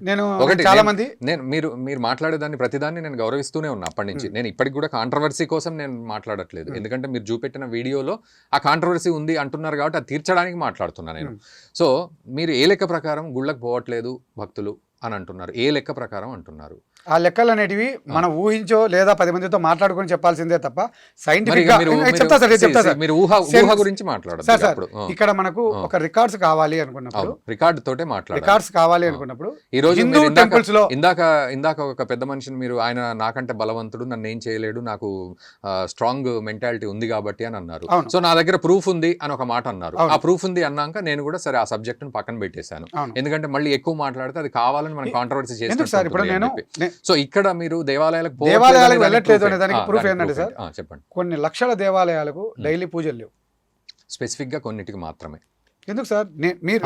నేనున్న ఏరియాలోనే దాదాపు ఒక 10 దేవాలయాలు ఉన్నాయి. 10 దేవాలయాలకు రోజుకు ఒక భక్తుడు కూడా పోరు. అసలు పూజలు, పూజారి పోవడం, గంట కొట్టడం, పూజలు చేయడం, వచ్చేయడం, భక్తులే పోకుండా ఉన్నారు. ఎండోమెంట్స్ డిపార్ట్మెంట్ ప్రకటించింది. అంటే భక్తుడు పోతేనే దేవాలయానికి, అంతే కదా సార్, లేకపోతే దేవాలయం తీసేయాలి. కాదు, భక్తుడు పోతేనే దేవాలయానికి పూజ చేయడము అనే కాన్సెప్ట్ ఉందా? లేకపోతే భక్తుడు వచ్చినా రాకున్నా దేవుడికి పూజ చేయడం అనే కాన్సెప్ట్? దేవాలయం ఎందుకోసం ఉంది సార్? దేవాలయంలో భక్తుడు వెళ్ళినప్పుడు ఆ దేవాలయం ఎందుకు? దేవాలయము భక్తులను ఉద్ధరించడానికి కట్టిండొచ్చు, సరే భక్తులు రాలేదు, ఏం చేస్తారు? మీరేమంటున్నారు? ఒక భక్తుడు రాడు అంటున్నారు. నేను అసలు భక్తులే రానప్పుడు, దేవస్థాన నిర్వహణ జరగనప్పుడు, దేవుడికి పూజలు జరగకపోయినా, దేవుడికి జరగాల్సిన కార్యక్రమాలు జరగకపోయినా పాపమే కదా. జరగట్లేదు. ఒక గుడి కట్టే టార్గెట్ ఏమిటి అంటే, మనం ధర్మం బోధించడానికి, భక్తుడు ఒకవేళ గుడికి వస్తే ఆ భక్తుడికి ఇంకా ధర్మం బోధిస్తూ మనం ఆ ధర్మాన్ని ప్రచారం చేసుకోవడానికే దేవాలయాన్ని క్షేత్రంగా వాడుతున్నారు. మీరు అదే అంటున్నారు, కానీ రాకపోతే కూలగొట్టమంటున్నారు. ప్రోగ్రెసివ్ కాదని నేను చెప్తాను సార్. ఒక మనిషికి దేవస్థానాలు అనేది ఏ విధంగా పెట్టుకున్నారంటే, సొంతంగా పెట్టుకున్నారు, ఎవరికి వాళ్ళు గుడి కట్టేయడం, వెళ్ళిపోవడం. అలా కట్టుకున్నప్పుడు ఆ గుడికి యజమాని, ఇప్పుడు మీరు రీసెంట్గా హైదరాబాద్లోనే పెద్దమ్మ తల్లి గుడి ఏదో కూల్చేశారు. అవును. ఎందుకు కూల్చారు, దేనికి కూల్చారు? మిగతా దేవాలయాలు వీళ్ళకి ఎందుకు పోలేదు, ఒక్కటే ఎందుకు పోయారు? ప్రభుత్వ స్థలాల్లో అదొక్కటే లేదు, చాలా చోట్ల కూడా ఇంకా ప్రభుత్వ స్థలాల్లో ఉన్నాయి. ఆడికి ఒక్క చోటికే ఎందుకు వెళ్ళారు అన్నప్పుడు, అవసరం ఉన్నప్పుడు ప్రభుత్వం ఒకటికి నోటీస్ ఇస్తాడు, ఇచ్చి మిమ్మల్ని మీరు క్లెయిమ్ చేసుకోమంటుంది. మీకు ఈ ల్యాండ్ ఎక్కడి నుంచి వచ్చింది, ఎలా వచ్చింది, మీరు ఎందుకు గుడి కట్టారు, దీనికి ఎవరు అని. దాని మీద మీరు సరైన వివరణ ఇవ్వలేదనుకోండి, they will go as per rule. అలా రూల్ ప్రకారంగా దాన్ని తొలగిస్తారు. ఇక్కడ నేను కూడా నేను ప్రజలకు అపీల్ ఫస్ట్ ఏమని ఇచ్చాను, మీ ఇంటి చుట్టుపక్కల ఉన్న దేవస్థానాలలో మీకు చేతనైనంత వరకు మీరు డబ్బులు ఇచ్చి ఆ దేవస్థానాలను నిలబెట్టండి. మీరు నిలబెట్టలేకపోతే, ఎవరు డబ్బులు ఇవ్వలేదు, ఎవరు డబ్బులు ఇవ్వలేదు, ఆ దేవుడిని కాడికి ఎవరు పోవడం లేదు, డబ్బులు రావడం లేదు, తీసేయండి ఆ గుడి. ఇంకా దేవుడు అవసరం లేదని వాళ్ళందరూ, ఎవడో డబ్బు కట్టలేదన్నప్పుడు ఇంకా గుడి అవసరం లేదనే కదా దాని అర్థం. మీరు అనేది తీసేయండి గుడి అనే డైలాగ్ ఏదైతే ఉందో, అంటే దానికి ఓనర్ లేడు. ఇక ప్రాబ్లం ఏంటంటే సార్, మేనేజ్మెంట్, ఒక ప్రతి టెంపుల్కు మేనేజ్మెంట్ కమిటీ ఉండాలి సార్. మేనేజ్మెంట్ కమిటీ బాధ్యత ఏంటి, ప్రజల్లోకి వెళ్ళి ఆ దేవస్థాన నిర్వహణకు అవసరమైన నిధుల్ని తెచ్చుకోవడం. దేవస్థానాలకు మేనేజ్మెంట్ కమిటీస్ లేవు, చాలా దేవస్థానాలకు లేవు. అలా పెద్దమ్మ గుడిని తొలగించింది అది. సరే, మేనేజ్మెంట్ కమిటీస్ పెట్టమనండి. ఎవరు పెట్టాలి, ఎవరు పెట్టాలి? ఇప్పుడు మీరు ఎవరినైతే తొలగించండి అంటున్నారో, people should take that initiate sir. మీ ఇంటి చుట్టుపక్కల ఉన్న దేవస్థానాలు, అదే సార్, అదే ఇప్పుడు నేను మీ డైలాగ్ని నేను కరెక్ట్ చేస్తున్నాను. తొలగించేసేయండి, తీసేయండి అనే దానికంటే, ఎందుకంటే మనం ఒక బిజినెస్ పెట్టుకుంటాం, ఎవడు రాడు, తీసేస్తాం, చెప్తా వెంటనే తీసేయరు, తెల్లారి ఎవడు రావట్లేదు, ఇంకొద్ది టైం తీసుకుంటారు. ఇంకొద్దిగా టైం తీసుకొని మీరేమంటున్నారు, తీసేసేదానికే మీరు ఆలోచిస్తున్నారు. లేదు సార్, నేనేం చెప్తున్నా సార్, దీంట్లో మళ్ళీ మీరు ఇక్కడ ఏంటంటే, ప్రతి దానికి ఒక టైం తీసుకుందాం. ఆ టైం లోపల మనం సక్సెస్ కాలేదు, తీసేసి హిందువులకు ఉపయోగపడే విధంగా ఆ స్థలాన్ని వాడుకుందాం. ఇప్పుడు దేవాలయం అనేది ఎట్లా అంటే సార్, చాలా మందికి కాన్సెప్ట్ తెలియదు ఏంటంటే, ఈ సైజు గుడి కట్టేదని దేవాలయం అంటారు. దేవాలయం అంటే మనందరము కూర్చొని చర్చించుకునే ఒక వేదిక. గుడి అంటే జస్ట్ ఎవరికి వాళ్ళు ఒక 10 మందో 20 మందో కలిసి కట్టుకొని వాళ్ళకు మాత్రమే మాట్లాడుకునే దానికోసం ఏర్పాటు చేసుకున్న ఒక ప్రైవేట్ గుడి. ప్రైవేటు, దేవాలయం పబ్లిక్. ఓకే, ఇక్కడ ఈ గుళ్ళతోనే సమస్య. దేవాలయాలకు జరగాల్సిన భూములు, మాన్యాలు అన్నీ ఉంటాయి, వాటికి అన్నీ జరుగుతాయి. నేను ఈ గుళ్ళకు కూడా ఏం చెప్తున్నా, బాబు వాళ్ళు ఎవరో పెద్దోళ్ళు కట్టింటారు, తర్వాత చూసుకోవడం లేదు, మీరందరూ దాన్ని టేక్అవుట్ చేసేసుకోండి, చేసుకొని ఆ దేవుడికి జరగాల్సిన కార్యక్రమాలన్నీ జరుపుకోండి, దాన్ని నిర్వహించండి. మీ ఆధ్వర్యంలో ఏం జరిగిందో మిమ్మల్ని ప్రూవ్ చేసుకోండి. సరే, మీరు అన్నట్లు నిజానికి మనకు డెఫినేషన్స్ ఉన్నాయి. యాక్చువల్లీ మనం చాలా డెఫినేషన్స్ మర్చిపోతున్నాం. దేవాలయం అనే దానికి ఒక డెఫినేషన్, గుడి అనే దానికి ఒక డెఫినేషన్, మందిరం అనే దానికి ఒక డెఫినేషన్, అంతే కదా? అంతే. సో ఆ డెఫినేషన్స్ని మనం వదిలేసి అన్నింటినీ దేవాలయం అంటున్నాం. అదే కాకుండా నేనేమంటున్నా, ఎక్కడ ఏది కూర్చున్నా మనకి ఇంట్లో కూడా గుడి ఉంది, ప్రతి ఒక్కరికి, హిందువులందరికీ గుడి ఉంది, మన ఇంట్లో కూడా మనం పూజించుకోవచ్చు. దేవాలయాన్ని ఎందుకు కట్టుకున్నాము అంటే, ఇక్కడ దేవుడు ఉంటాడని కాదు, మన మాట వినే వ్యక్తులు, మన బాధలు తెలుసుకునే వాళ్ళు, మనకు సలహాలు ఇచ్చేవాళ్ళు ఉంటారని దేవస్థానాన్ని కట్టుకున్నాం. అదే దేవుడు మన ఇంట్లో మనం పెట్టుకున్నాం కదా. మా ఇంట్లో కూడా వాసవిదేవి ఉంది, మేము మా ఇంట్లోనే పూజించుకోవచ్చు. అక్కడికి ఎందుకు వెళ్ళాలి? అక్కడికి ఎందుకు వెళ్తామంటే, for assemble, to have a gathering, to have a deep discussion for the betterment of the society. Okay, అవి ఎక్కడ జరుగుతున్నాయి, అవన్నీ జరగాలి అనుకున్నప్పుడు we need to have a meeting. Okay, so viewers, ఇక్కడ ఈ పాయింట్లో అంటే దేవాలయము, గుడి, మందిరం, ఈ డెఫినేషన్స్ వేరున్నాయి యాక్చువల్లీ. సో వారు అంటున్నట్లుగా పెద్ద దేవాలయాలు ఉన్నాయి, వాటిని మనము మన సొసైటీని అభివృద్ధి చేసుకోవడానికి ఉపయోగించుకోవాలి అనేది వారు ఒక మాట అంటున్నారు. అండ్ చిన్న చిన్న గుళ్ళు, వాటికి భక్తులు కూడా రానప్పుడు అవి ఎందుకు తీసేయాలి అని అంటున్నారు. సో నేనేమంటున్నా అంటే, తీసేయాలి అనే మాట కాకుండా నిజంగానే భక్తులు వచ్చే విధంగా, 10 మంది వచ్చే విధంగా మనం అభివృద్ధి చేసుకోవాలి, ప్రోగ్రెసివ్గా ముందుకెళ్ళాలి, మన ధర్మం ముందుకెళ్ళాలంటే అనేది నేను అంటున్నాను. సో మీరు కూడా కామెంట్ చేయండి. ఇక్కడ నేను ఈ అంశాన్ని ఏ విధంగా విభేదించాను సార్, బట్ నా యొక్క అభిప్రాయాన్ని చెప్తున్నా. ఎందుకంటే ఇప్పుడు అక్కడ లేదు అనుకున్నప్పుడు, ఫస్ట్ ఆఫ్ ఆల్ మీ అభిప్రాయంతో ప్రపంచానికి పావుల పని లేదు, ఇదైతే డైరెక్ట్ డిక్లేర్డ్. మీరు ఏమన్నా అనుకోండి, ఎక్కడ కూర్చొని ఏ వేదిక మీద మాట్లాడినా మీ అభిప్రాయంతో, ఈవెన్ నాకు కూడా పెద్ద అది లేదు, కానీ మీరు మాట్లాడే మాట 10 మందికి ఉపయోగపడే విధంగా ఉందా లేదా అని మాత్రమే నేను చూస్తాను. ఖచ్చితంగా అంతే.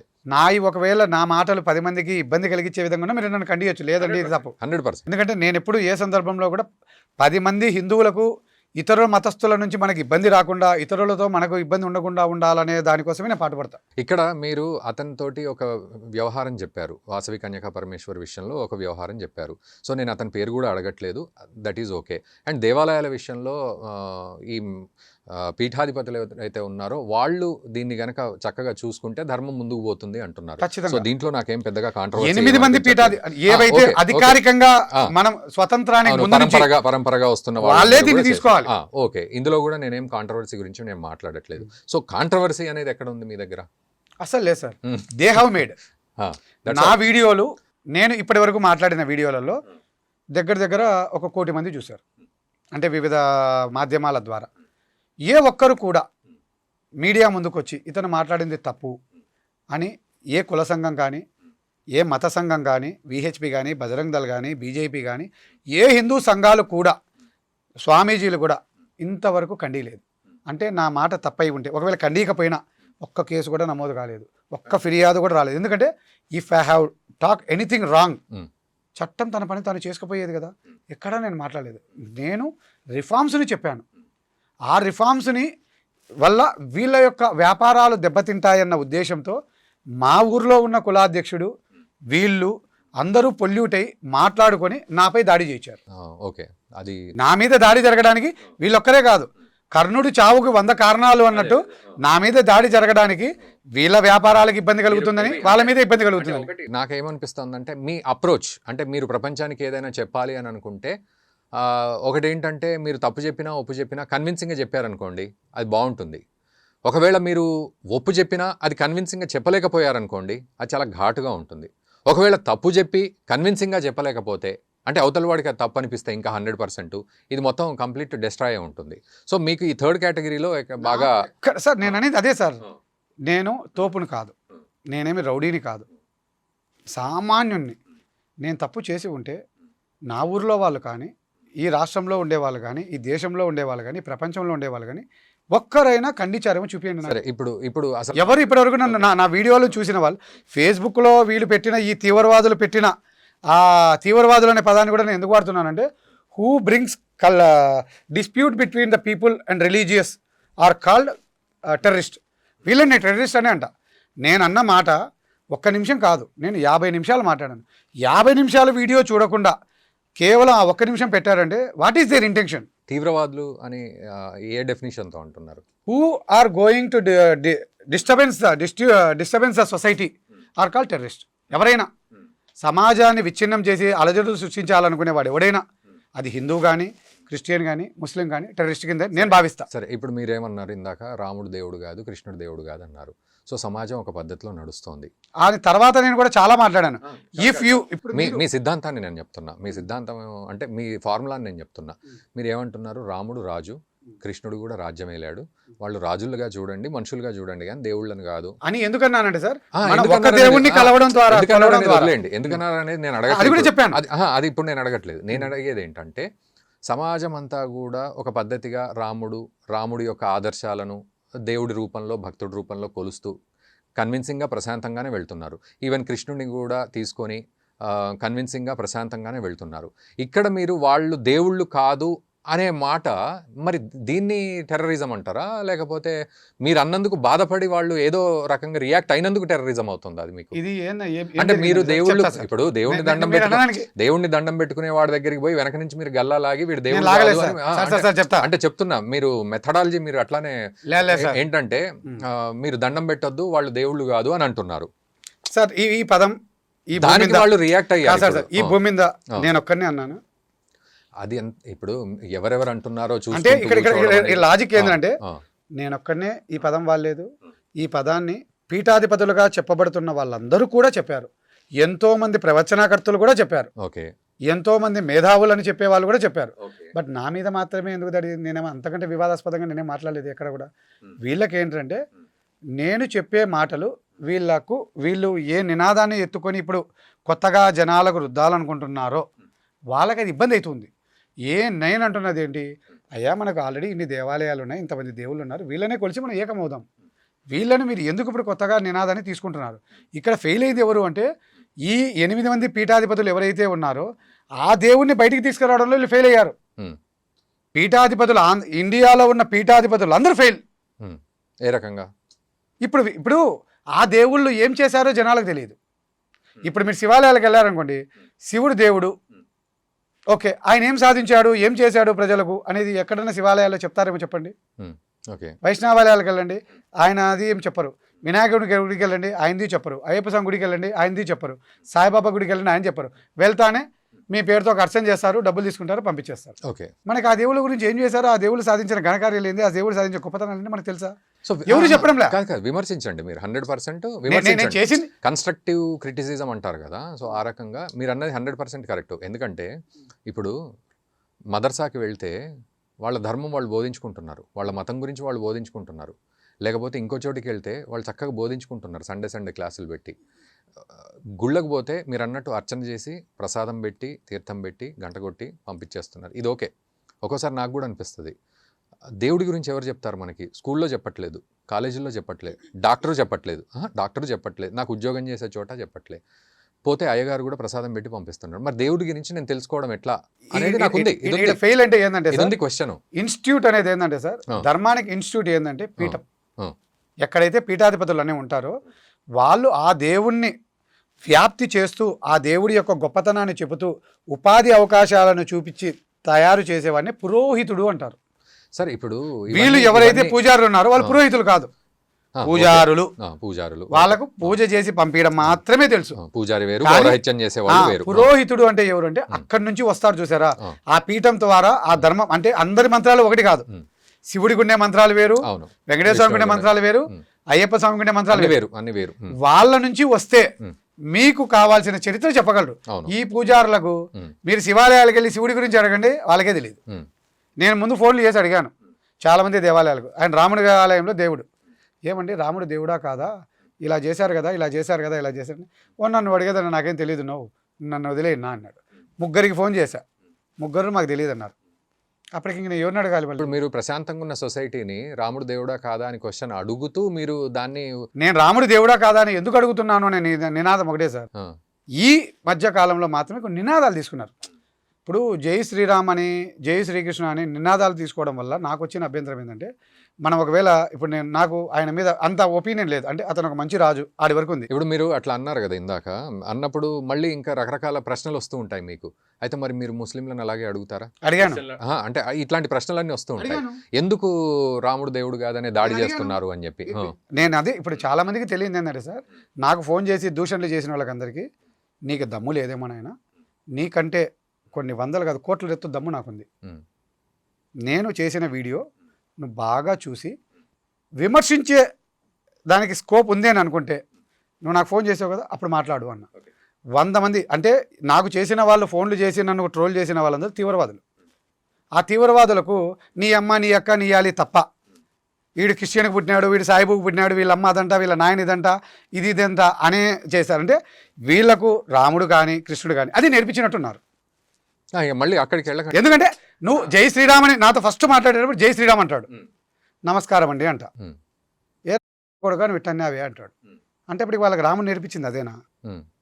నువ్వు ఉగ్రవాది కాదు అనుకున్నప్పుడు మీరు అలా కాదండి, మీరు ఇలా కాదండి, మీరు మేము మనందరం ఒకరు కూర్చుందామండి, మీరు ఒకరు హైదరాబాద్ రండి. ఒక మనిషి స్పెసిఫిక్గా మాట్లాడిన మాటల్ని, జై శ్రీరామ్ అనే నినాదాన్ని, రాముడు దేవుడా కాదని వాటిని కలిపి మీరు చెప్తూ ఉన్నారు. ఇప్పుడు ఎందుకు జరిగిందంటే వీటిని కలిపి చెప్తూ ఉన్నారు. మీరు కలిపి చెప్పడం కదా సార్. యాక్చువల్గా నేను నినాదం తీసుకున్న సందర్భాల్లో కొన్ని చోట్ల కూర్చున్నప్పుడు, ఎందుకయ్యా ఇప్పుడు ఉన్న గుళ్ళే చాలు కదా మళ్ళీ ఇవన్నీ ఎందుకు అంటే, లేదులేనా రాముడు మనల్ని అది చేసాడు ఇది చేసాడు అంటే, ఉన్న దేవాలయాలే జరిగిపోవడం లేదంటే వీళ్ళ నినాదం ఏంటి, కొత్త దేవాలయాలు కట్టాలి. ఏ దేవాలయాలు కట్టాలి?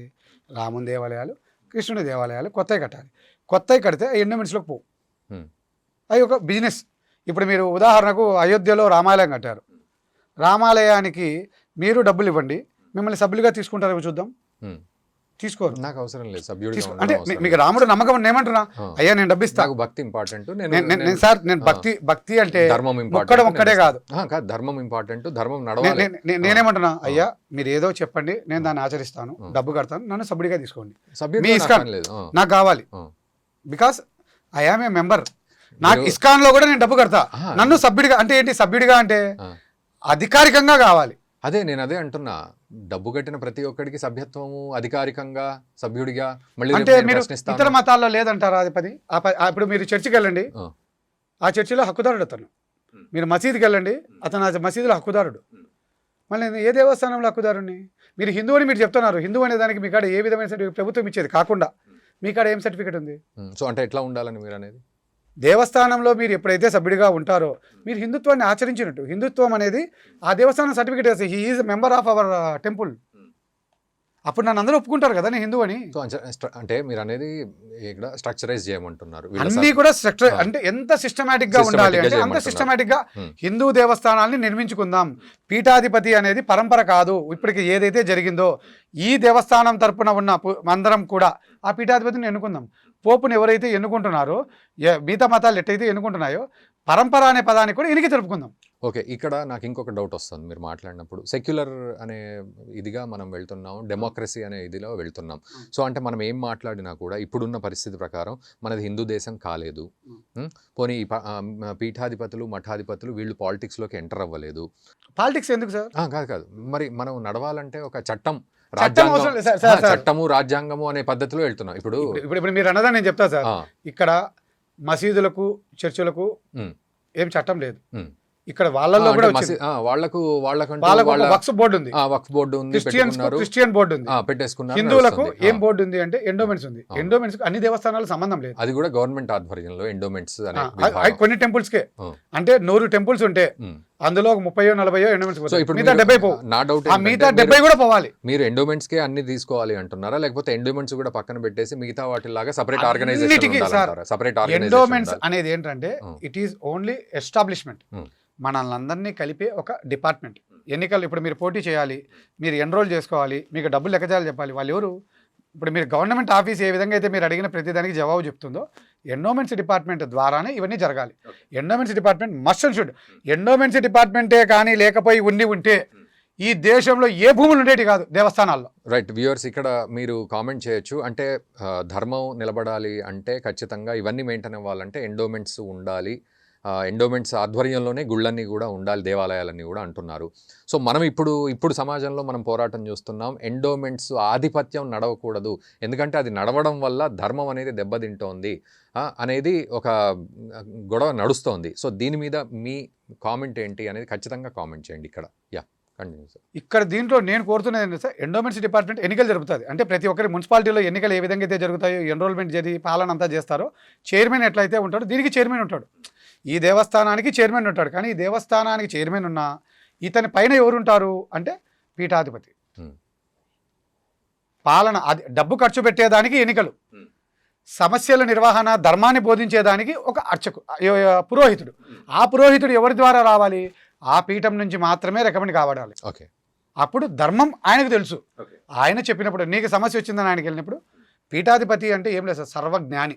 ఇప్పుడు మీరు పీఠాధిపతులను చూస్తూ ఉంటారు, వాళ్ళు బైబిల్ గురించి కూడా మాట్లాడతారు. చాలా రోజుల తర్వాత ఒక సంతోషకరమైన వార్త ఏంటంటే మొన్న ఆంధ్రప్రదేశ్లో నేను చూశాను, ఈ పూజారులకు స్వయం ప్రతిపత్తి కల్పించారు అని. స్వయం ప్రతిపత్తి కల్పిస్తే ఏంటంటే ఈ ఆగమ శాస్త్రం ప్రకారం, వైదిక ధర్మం ప్రకారము పూజలు చేసేది ఏదైతే ఉందో దానికి ఈ అధికారులు అడ్డుకోవద్దు అనేది. సో మీరన్న ప్రకారం కనుక చూస్తే వీళ్ళంతా కూడా ఈ పీఠాధిపతులు లేకపోతే పెద్దలు ధర్మాన్ని. ఇక్కడ జరుగుతున్న పెద్ద లోపం ఏంటంటే సార్, మీరు చూస్తున్నది మీకు అనిపిస్తున్న పీఠాధిపతులు వేరు, వాళ్ళకి ఏం తెలియదు. వాళ్ళ కార్పొరేట్ కమర్షియల్. ఎవరిని ఇప్పుడు పీఠాధిపతులు మీకు కనిపిస్తున్నది నిజంగా పీఠాధిపతులు ఎవరైతే ఉంటారో ఇప్పుడు మన దేశంలో పీఠాలు ఉండేదైతే అంటే కమర్షియల్ అంటే సొంత దేవాలయాలు, సొంత కుంపటి, నేనే దేవుణ్ణి, నాదే పీఠాధిపతి. ఇప్పుడు నేను యూట్యూబ్లో చూస్తూ ఉంటా, ఎవరికి వాళ్ళు పీఠాధిపతులను పెట్టుకొని దేవాలయాలు పెట్టుకొని డబ్బులు తీసుకుంటారు. మీరు యూట్యూబ్లో చూసి ఎట్లా అంటే సార్, ఇప్పుడు నేను ఈరోజు పొద్దున్నే చూసాను. మీరు యూట్యూబ్లో వీడియోలు చూసి ప్రపంచం ఈ రకంగా నడుస్తుందని మీరు ఎందుకు అట్లా డిసైడ్ అవుతున్నారు అంటున్నారు? అంటే పీఠాధిపతి అనే పదానికి నిర్వచనం లేదు అంటారు. నిర్వచనం లేదని పీఠాధిపతి అనే పదమే తప్పు. వీళ్ళకు మీరు ఇంట్లో కూర్చొని యూట్యూబ్లో చూసి పీఠాధిపతికి నిర్వచనం లేదు అనే భ్రమలో ఉంటే తప్పు. పీఠాధిపతి నేను ఇక్కడ చాలా చోట్ల చాలా వీడియోలో చెప్పింది ఒకటే సార్, మీరు వాళ్ళ దగ్గరికి వెళ్ళండి, అపాయింట్మెంట్ తీసుకోండి. సార్ వాళ్ళు ఇప్పుడు నాకు చాలా మంది పీఠాధిపతులు 2-3 తెలుసు సార్, వాళ్ళు నాతో డిబేట్ చేసేదానికి సాహసం చేయడం లేదు. ఎందుకు వాళ్ళు సాహసం చేయట్లేదంటే వాళ్ళకి తెలుసు మేము అతనితో కూర్చుంటాం. రెండోది అతను ఏది ప్రశ్న అడిగినా మా కాడ లేదు. వాళ్ళు నిజాయితీ, ఏం స్వామి మీరు ఇది చేస్తున్నారు కదా అని నేను ఆయన అడిగితే జవాబు లేదు. ఎందుకంటే నాకు తెలిసిన, ఇప్పుడు మీకు తెలిసిన వ్యక్తులు కూడా నాకు తెలుసు. అంటే నేను ఆయన పేరు చెప్పలేదు, ఎందుకంటే వాళ్ళ క్రెడిబిలిటీ పోతుంది కాబట్టి. వాళ్ళందరూ కొంతమంది పీఠాధిపతులు, దేవాలయాల కింద నిధులు తోగే పీఠాధిపతులు చాలా మంది ఉన్నారు. వీళ్ళకు నేను అందుకే ప్రొసీజర్ ఏముంది? నేను అనేది మీరు కలెక్టర్ అనుకోండి సార్, ఒక ఎగ్జామ్ రాసేసి మీరు ఎవరినో అంటున్నారు, మనసులో పెట్టుకొని అంటున్నారు. ఒకరిని కాదు, నాకు అట్లా చాలా మంది తెలుసు. నేను దీనికి హిందుత్వానికి ప్రొసీజర్ లేదు. నేను దట్స్ వాట్ ఐఎమ్ సేయింగ్. మీరు ఆ ఏం ప్రొసీజర్ ఎవరు ఆ ప్రొసీజర్ ఎవరు రిఫార్మ్ చేయాలి? మీరేం మనమే చేయాలి, ఉమ్, ప్రభుత్వానికి చెప్పుకోవాలి, కొంతమంది కూర్చొని చేయాలి. అంటే మన ధర్మాన్ని కాపాడుకోవాలంటే మనం కూర్చొని మాట్లాడాలి. ఆ కూర్చొని మాట్లాడే వాళ్ళు ఎటువంటి వాళ్ళు ఉండాలి? మంచి జ్ఞానం, సమాజ హితమై ఉండాలి. మనకి ఎవరు కూర్చుంటున్నారు? పెద్ద పెద్ద వాళ్ళు, డబ్బులు ఉండే వాళ్ళు వచ్చి అక్కడ కూర్చుంటారు. అది తప్పు. అది ఎప్పుడైతే వాళ్ళు కూర్చుంటారో వాళ్ళు కార్పొరేటే చేసేది. ఇప్పుడు నాలాంటి వాడిని కూర్చోబెట్టడంలే. ఎందుకు అంటే వీడు కూర్చోబెడితే సోషలిజం అంటాడు. నా దృష్టిలో దేవుడు అంటేనే సోషలిజం. దేవుడు అందరినీ సమానంగా చూస్తాడు. నిన్ను ఎక్కువగా నన్ను తక్కువగా ఎందుకు చూస్తాడు? అందరూ సమానంగా ఉండాలి, అందరూ బాగుండాలి, అందరూ నా పిల్లలే అనుకుంటాడు. ఓకే, అలా జరగట్లేదు. నేను ఆ విధానాలకు ఏమంటా, అవకాశాలు అందరికీ రావాలి, దాన్ని అందిపుచ్చుకోవడంలో అతను తప్పు. నేను అందిపుచ్చుకొని పెద్దోనయ్యాను, నా సొంతం అన్న అందిపుచ్చుకోలేదు, నాకంటే తక్కువ వాడు. ఓకే. సో మీరు ఏ దేవుడిని అంటే ఎవరిని నమ్ముతారు? నేను ఈశ్వరుని కొలుస్తాను సార్. ఈశ్వరుడు అంటే నగరేశ్వరుడు. ఓకే, అంటే శివుడనే? శివుడు. ఓకే. నేను శివుడి గురించి కూడా ఎన్నో ఏం చెప్పారంటే, కోటి దేవుళ్ళు, లక్ష దేవుళ్ళు అనే వాళ్ళు ఉండరండి. అదే దేవుడికి కోటి పేర్లు ఉన్నాయి. శివలింగానికి ఈ ఊరిలో ఒక పేరుంది, పక్క ఊరిలో ఒక పేరుంది, పక్క ఊరిలో ఒక పేరుంది, పక్క ఊరిలో ఒక పేరుంది. ఈ పేర్లు ఎలా వచ్చాయి అంటే, అతను ఆ పేరుతో ఆరాధించడం మొదలు పెట్టాడు. యాగంటేశ్వరుడు అన్నాడు, కాశేశ్వరుడు అన్నాడు, మహానందీశ్వరుడు అన్నారు, ఇంకో చోట శ్రీశైలం మహానందీశ్వర స్వామి. దాంట్లో తప్పేముంది? అంటే అందరూ కలిసి ఒకే దేవుడిని, దేవుడు ఒకరే, పేర్లు మారిపోతాయి. అందరూ దేవుళ్ళు. ఇక్కడ ఈశ్వరుడికి ఒకటే లింగం. ఈ లింగం మీద కూడా నేను ఇంకా బయటకు వచ్చి మాట్లాడింది కూడా ఏంటంటే, కొంతమంది ఇతర మతాల మీద వ్యంగ్యంగా మాట్లాడినప్పుడు, నా శివుణ్ణి అవతల మతాల వారు వ్యంగ్యంగా మాట్లాడినప్పుడు, బుక్కుల్లో ఉందని చూపించినప్పుడు నాకు బాధ కలిగి, వీళ్ళందరినీ నేను టార్గెట్ చేయాల్సిందే. ఓకే, నా దేవుణ్ణి అన్నారు. ఎందుకన్నారు? వీళ్ళు వాళ్ళ మతాన్ని అన్నారు కాబట్టి వాళ్ళు నా దేవుణ్ణి అన్నారు. నా దేవుళ్ళలో ఎస్పెషల్లీ ఎవరిని? నా శివుణ్ణి అన్నారు. వాళ్ళ చేత వీళ్ళు అనిపించినారు. అండ్ రాముడిని, కృష్ణుడిని దేవుడు కాదు అని అనాల్సిన పరిస్థితి ఎందుకు వస్తుంది? మీరు నేను ఇప్పటికీ ఏమంటున్నా సార్, వాళ్ళు దేవుళ్ళు కాదు, కానీ దేవుళ్ళగా ఆరాధించడంలో నాకు ఎటువంటి అభ్యంతరము లేదు. దేవుళ్ళు కాదు అనే మాట ఎందుకు వస్తుంది? రాజులే కదా అవతారాలు అన్నప్పుడు ఏమవుతుందంటే సార్, అవతారము అన్నప్పుడు, మీరు దేవుడు అన్నప్పుడు ఒక ఫిలాసఫీ ఉండాలి. చాలామంది దేవుళ్ళకు ఫిలాసఫీలు లేవు. మన హిందూ మతానికి ధర్మం అనేది ఏదో వీళ్ళు చెప్పుకుంటూ పోతూ ఉంటారు. మనకు ఇప్పుడు కాన్స్టిట్యూషన్ వచ్చిన తర్వాత ఏమంటారు? డెఫినేషన్ ఏమంటారు? వాళ్ళ మత గ్రంథంలో వాళ్ళు ఎలా జీవించాలి, ఎలా ఉండాలి, కాన్స్టిట్యూషన్ పరంగా మాట్లాడుతున్నారు. కాన్స్టిట్యూషన్ పరంగానే మాట్లాడతా, ధర్మం పరంగా మాట్లాడుతున్నారు. కాన్స్టిట్యూషన్ పరంగానే మాట్లాడతా. కాన్స్టిట్యూషన్ పరంగా మాట్లాడినప్పుడు మరి ధర్మానికి సంబంధించిన విషయాలు మీరు మాట్లాడుతూ ఉన్నారు కదా, దానికి నాకు ఆ మతంలో నేను భాగస్తుని కాబట్టి నాకు రైట్ ఉంది. ఖచ్చితంగా కాన్ఫ్లిక్ట్ వస్తుంది. మీరు నేనన్నా పదం అర్థం కావట్లేదు సార్. కాన్ఫ్లిక్ట్ అనే వర్డే లేదు ఇక్కడ. ఎందుకు లేదు అంటే, మీరు పూజిస్తానన్నప్పుడు నేను దూషించడం లేదు. మీరు పూజిస్తానన్నప్పుడు పూజించండి. అయితే నాకు కావాల్సిన క్లారిటీ ఏంటి? మీరు రాముడు దేవుడు అన్నప్పుడు, మీరు ఆయన మొక్కుతానన్నప్పుడు మీది మతం అవుతుంది. కృష్ణుని పూజిస్తానన్నప్పుడు కృష్ణ మతం అవుతుంది. శివుని పూజిస్తానన్న నేను నా మతం అవుతుంది. అందుకే నేను పీఠాధిపతులు అనే పదం ఎందుకు చెప్పాను? నేను ఎక్కడికి ఏ గుడికి వెళ్ళినా, ఇప్పుడు నేనేమో శివుని తప్ప ఎవరిని ఆరాధించాను సార్. నా భార్య అన్ని దేవాలయాలకు వెళ్తారు. ఆమెకు అందరూ కావాలా. నేనేమంటా, ఆమెతో పాటు నేను వెళ్తా, ఓం నమ శివాయ అని మనసులో అనుకుంటా. ఎందుకంటే నేను ఎక్కడికి వెళ్ళినా నేను ఆయనే అనుకుంటాను. ఓకే, నేను వెంకటేశ్వర స్వామి గుడికి వెళ్ళినా కూడా నేను గోవిందానో ఇంకోటనో, ఎందుకంటే నా దేవుడు నాకున్నాడు. నా దేవుడు తీర్చకపోతే కదా నేను ఎందుకు పార్టీలు మార్చాలి? అంటే నేను అనేది ఏంటంటే, మీరు రాముడు దేవుడు కాదు, కృష్ణుడు దేవుడు కాదు అని మీరు ఈ కాన్సెప్ట్ నేను అనేది ఏం సార్, వాళ్ళ గుళ్ళతో ఇప్పుడు అవసరం ఏముందబ్బా? కొత్తగా మీరు కట్టేది ఆ నినాదాలు ఎత్తుకోవాల్సిన అవసరం లేదు. ఈ గుళ్ళున్నా, ఈ గుళ్ళని మనం డెవలప్ చేసుకుందాం బట్ అని అంటున్నా. వీళ్ళు ఏమంటున్నారు? ఆ నినాదాన్ని వాళ్ళు ఎత్తుకొని, నువ్వు అది పదం అనకపోతే నువ్వు హిందువు కాదు, నువ్వు హిందువు కాదా, ఇవన్నీ కూడా ఆ నినాదాలతో ఒక రకమైన బ్లాక్మెయిలింగ్ జరుగుతుందన్న ఉద్దేశము, నా దేవుణ్ణి తిట్టడము, దీన్ని టార్గెట్ చేయాల్సిందే, దీనికి ఎవరికి పట్టించుకోడు. స్పెసిఫిక్ గా మీరు కల్పించుకున్న పాత్ర వల్ల అట్లా వస్తుంది తప్ప ఏం లేదు సార్. మీరు ఇప్పుడు రాముడు దేవుడు ఒకవేళ సరే, ఒకటి రాముడు దేవుడా కృష్ణుడా అనే టాపిక్ లోకి నేను వెళ్ళట్లేదు, కానీ రాముడు దేవుడు కాదు, కృష్ణుడు దేవుడు కాదు అనేది కేవలం మీ అభిప్రాయం మాత్రమే. నా అభిప్రాయాన్ని నేనేమంటున్నా, నేను ఇప్పుడు రాముడు దేవుడు కాదు, కృష్ణుడు దేవుడు కాదు అన్నా కదా, నేను అల్లా కూడా దేవుడు కాదు, యేసు ప్రభు కూడా దేవుడు కాదు, వాళ్ళు ముక్తాను అన్నప్పుడు నాకేం అభ్యంతరము అన్నా. అందుకే నేను ఆ మతంలోకి వెళ్ళి, ఆయన దేవుడు అని చెప్తే నేను ఆ మతంలోకి వెళ్ళిపోవాలి కదా. మళ్ళీ నేను అల్లా దేవుడు అని చెప్పింటే నేను ఆ మతంలోకి వెళ్ళిపోవాలి మళ్ళీ. సో వాళ్ళతో కూడా మీరు వాదించారు? ఎందుకు వాదిస్తాను? నాకేం అవసరం? నాది హిందూ మతం. నేనేమంటున్నా, బాబు మనం ఒక మతం, మతం అన్నప్పుడు ఒక దేవునే పూజించండి బాబు. మీకంటూ ఇప్పుడు నేను మా వాళ్ళకి వైశ్యులకి ఏం చెప్తాను, అమ్మవారిని మనం కొలుస్తున్నామంటే అమ్మవారు కొలిసింది ఎవరిని? నగరేశ్వరుని. మనం వీళ్ళనే పూజిద్దాం, ఆడికే చాలు, మిగతా దేవుళ్ళు మనకొద్దు. అట్లా ప్రతి ఒక్కరిని హిందువులు అనే వాళ్ళు 100 దేవుళ్ళను పూజించాల్సిన అవసరం లేదు. 100 కాదు 3 దేవతలు ఉన్నారంటారు. ఆ దేవుళ్ళను ఆరాధించే వాళ్ళు, వాళ్ళది ఒక మతం, ఒక తెగ అవుతుంది. ఆ తెగలో మీరు డబ్బు కట్టండి, ఆ దేవుళ్ళ నుంచి మీరు హక్కు పొందండి. అందుకే కదా అన్నిటికీ కలుపుకొని ఒక ధర్మం అన్నాం మనం. నేను ఇక్కడ అన్న అదే తప్పు అంటున్నా సార్. ఆ కాన్సెప్ట్ నేనేమంటున్నా సార్, మీరు శివాలయాలన్నీ ఉన్నాయనుకోండి, శివాలయాలన్నీ కూడా ఒక పరంపరలోకి వచ్చేసాయనుకోండి, మీరు ఎక్కడ దేవస్థానంలో డబ్బు కట్టినా ఈ ట్రస్ట్కి వెళ్ళిపోవాలి. అప్పుడు ఎక్కడ నీకు అవకాశాలు ఉంటాయో అక్కడికి మీరు వెళ్ళిపోవచ్చు. మీరు నమ్మిన దేవుడి కాడికి మీరు డబ్బు కట్టండి. మీరు 10 మంది దేవుళ్ళు మీకు నచ్చితే 10 మందికి కట్టండి. మీరు 10 మందికి కట్టి మీరు హిందువుని నిరూపించుకొని ఆ దేవుడి విశ్వాసాన్ని, ప్రతి దేవుడిని మీరు విశ్వాసాన్ని మీరు వెళుతున్నారు. ఎందుకు అలా పార్టీలు మారుస్తున్నారు? ఒక దేవుడిని ముక్కండి నేను చెప్తున్నా. మీరు వాళ్ళని ముక్కుతాను అంటే నాకు అభ్యంతరం లేదు, నేనేం విభేదించను, ఆయన నేను విమర్శించట్లేదు. అయ్యా ఆయన దొంగ అయ్యా అని నేను అన్నంలే. దేర్ ఎండ్ ది పాయింట్, అంతే. ఇంకా మీతో మాట్లాడాల్సిన అవసరం కూడా అక్కడ ఉండదు ఎవరికి. నేను ఎవరిని దూషించడం లేదు, నేను నా అభిప్రాయాన్ని మాత్రమే చెప్తున్నా. నా అభిప్రాయాన్ని చెప్పే క్రమంలో కూడా మీరు ముఖ్య క్రమంలో ఆయన దేవుడిగా ఆరాధించండి. ఇప్పుడు కష్టం వచ్చినప్పుడు తీరలేదనుకోండి, ఇప్పుడు మీరు అన్నారు దేవుడు చూసుకోవాలి కదా అని. కష్టం వచ్చినప్పుడు తీరలేదనుకోండి, దేవుడు లేడు, ఏం లేదు, నా కష్టం తీరలేదు అనుకొని ఒక కామెంట్ చేసుకొని వెళ్ళిపోతాం. సో అదొక మానసిక స్థితి. ఈరోజు మీరు కూడా రాముడు దేవుడు కాదు, కృష్ణుడు దేవుడు కాదు అనేది మీరు వితౌట్ ప్రూఫ్ మీరు మాట్లాడుతున్నప్పుడు ఇది కూడా ఒక మానసిక స్థితి. లేదు సార్, ఇది మానసిక స్థితి కాదు సార్. ఇప్పుడు సమాజం ఎట్లయిపోయిందంటే, ఒక ఫ్యాషన్ ఎట్లయిపోయిందంటే, అంటే మిమ్మల్ని అన్నట్లేదు, జనరల్ గా నేను ఏమంటున్నా అంటే, సమాజంలో ఫ్యాషన్ ఇప్పుడు మీరు అన్న యూట్యూబ్ లోనే ఎట్లాంటి వాళ్ళు వస్తున్నారంటే, దేవుడు లేడు, నాస్తికుడు అంటున్నాడు, కింద డెసిగ్నేషన్ పెట్టుకొని దేవుడు లేడు, ఆయన లేడు, ఈయన లేడు, ఇదంతా పుకిటి పురాణం అంటున్నాడు. నువ్వు ప్రూవ్ చేయి. నేనేమంటా సార్, దీనికి కూడా వద్దు, లేడు అనేది ప్రూవ్ చేయి సార్. రాముడు కానీ కృష్ణుడు కానీ మీరు దేవుడు అన్నట్టయితే, పూర్వకాలం ఉన్న రాజులందరూ ఆ దేవాలయాలు ఎందుకు కట్టలేదు? ఏ దేవాలయాలు? ఆయన 1,000 సంవత్సరాల 1,00,000 సంవత్సరాల కింద ఉంటే ఏ గుడి 1,00,000 సంవత్సరాల కింద ఉండిందో చెప్పండి. రైట్ వ్యూవర్స్, ఇక్కడ మరో ప్రశ్న కూడా వచ్చింది. ఒకవేళ వాళ్ళు దేవుళ్ళు అయితే రాజుల కాలంలో రాజులు ఎందుకు రాముడి గుడి, కృష్ణుడి గుడి ఇలాంటి గుళ్ళు కట్టలేదు అనేది. సో మీకు ఎవరికైనా ఆన్సర్ ఉంటే కామెంట్ చేయండి. మేము ఒకవేళ ఉంటే మీరు ఆయన విశ్వసిస్తూ ఉంటే మీరందరూ ఒక పీఠం కింద పెట్టుకొని మీ ఆ డబ్బులందరినీ మీరు ఎంజాయ్ చేయండి.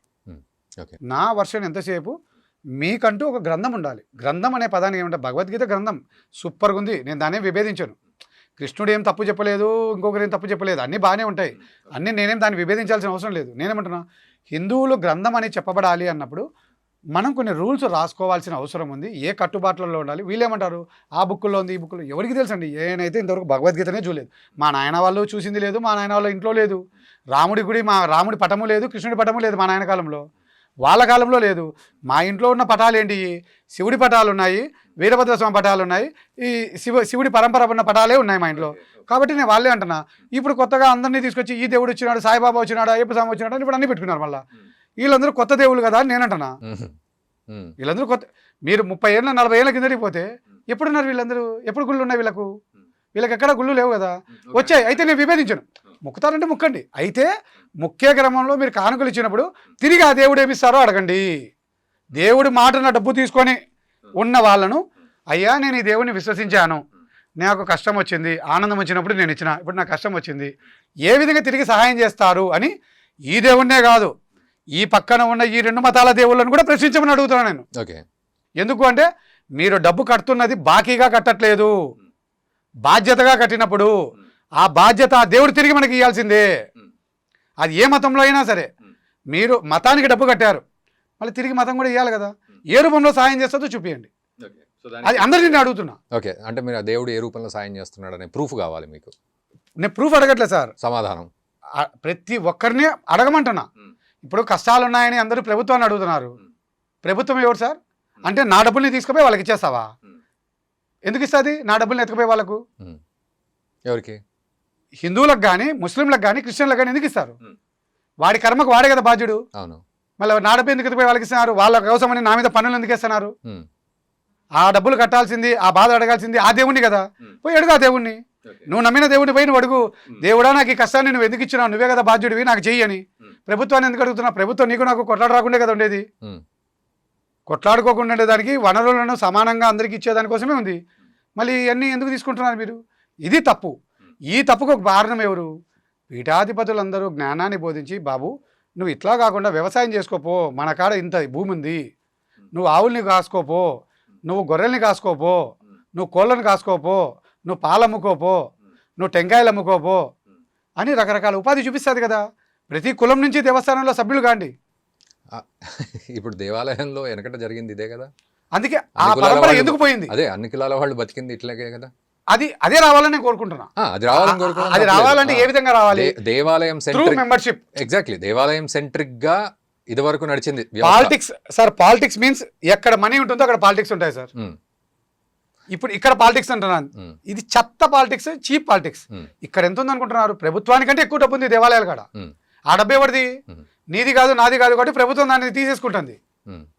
ఏం తీసుకునిందో నీకు తెలియదు, నాకు తెలియదు. మీరు అడగండి ఆర్టీఐ కింద టెంపుల్స్ సంబంధించిన వివరాలు ఇవ్వవు. రేపటి రోజు ఏముందో తెలియదు, ఏం లేదో తెలియదు. ఎగ్జాక్ట్లీ. మళ్ళీ అకౌంటబిలిటీ ఎక్కడుంది? అట్లీస్ట్ వక్ఫ్ బోర్డు వాళ్ళకన్నా వచ్చిందల్లా తీసుకొని వక్ఫ్ బోర్డులో కూడా ఆర్టీఐ లేదు. నేను చాలా చోట్ల నేను ఏం చెప్తానంటే, ముస్లింలకు మీరు పథకాలు ఇవ్వాలనుకుంటే వక్ఫ్ బోర్డు ద్వారా ఆస్తులు ఉన్నాయి, భూములు ఉన్నాయి, ఉపాధి అవకాశాలు, వాళ్ళకి ఇల్లులు ఇవ్వాలంటున్నారు. వాళ్ళ భూములు ఇల్లు ఇచ్చేయండి.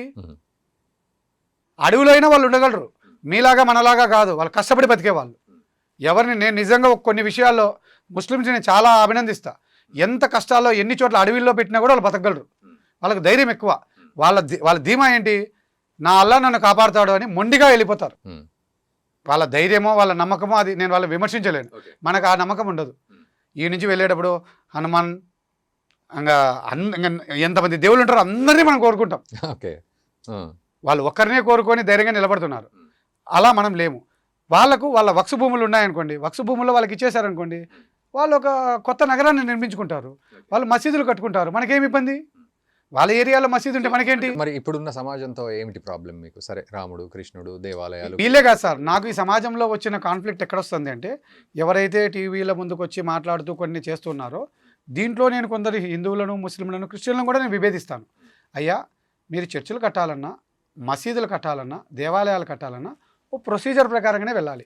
ఎవడికి పడితే వాడు 4 ఇళ్ళ మధ్యలో చర్చ్ కట్టేయడం, 4 ఇళ్ళ మధ్యలో మసీదు కట్టేయడం జరగదు. మసీద్ అన్నా చర్చ్ అన్నా ఏంటంటే గ్రూప్ ఆఫ్ పీపుల్ గ్యాదరింగ్. 30 మందికో 40 మందికో కట్టరు. అలా కట్టాలి అన్న దానికి కూడా ఆ చర్చ్ కొన్ని బోర్డ్స్ ఉంటాయి.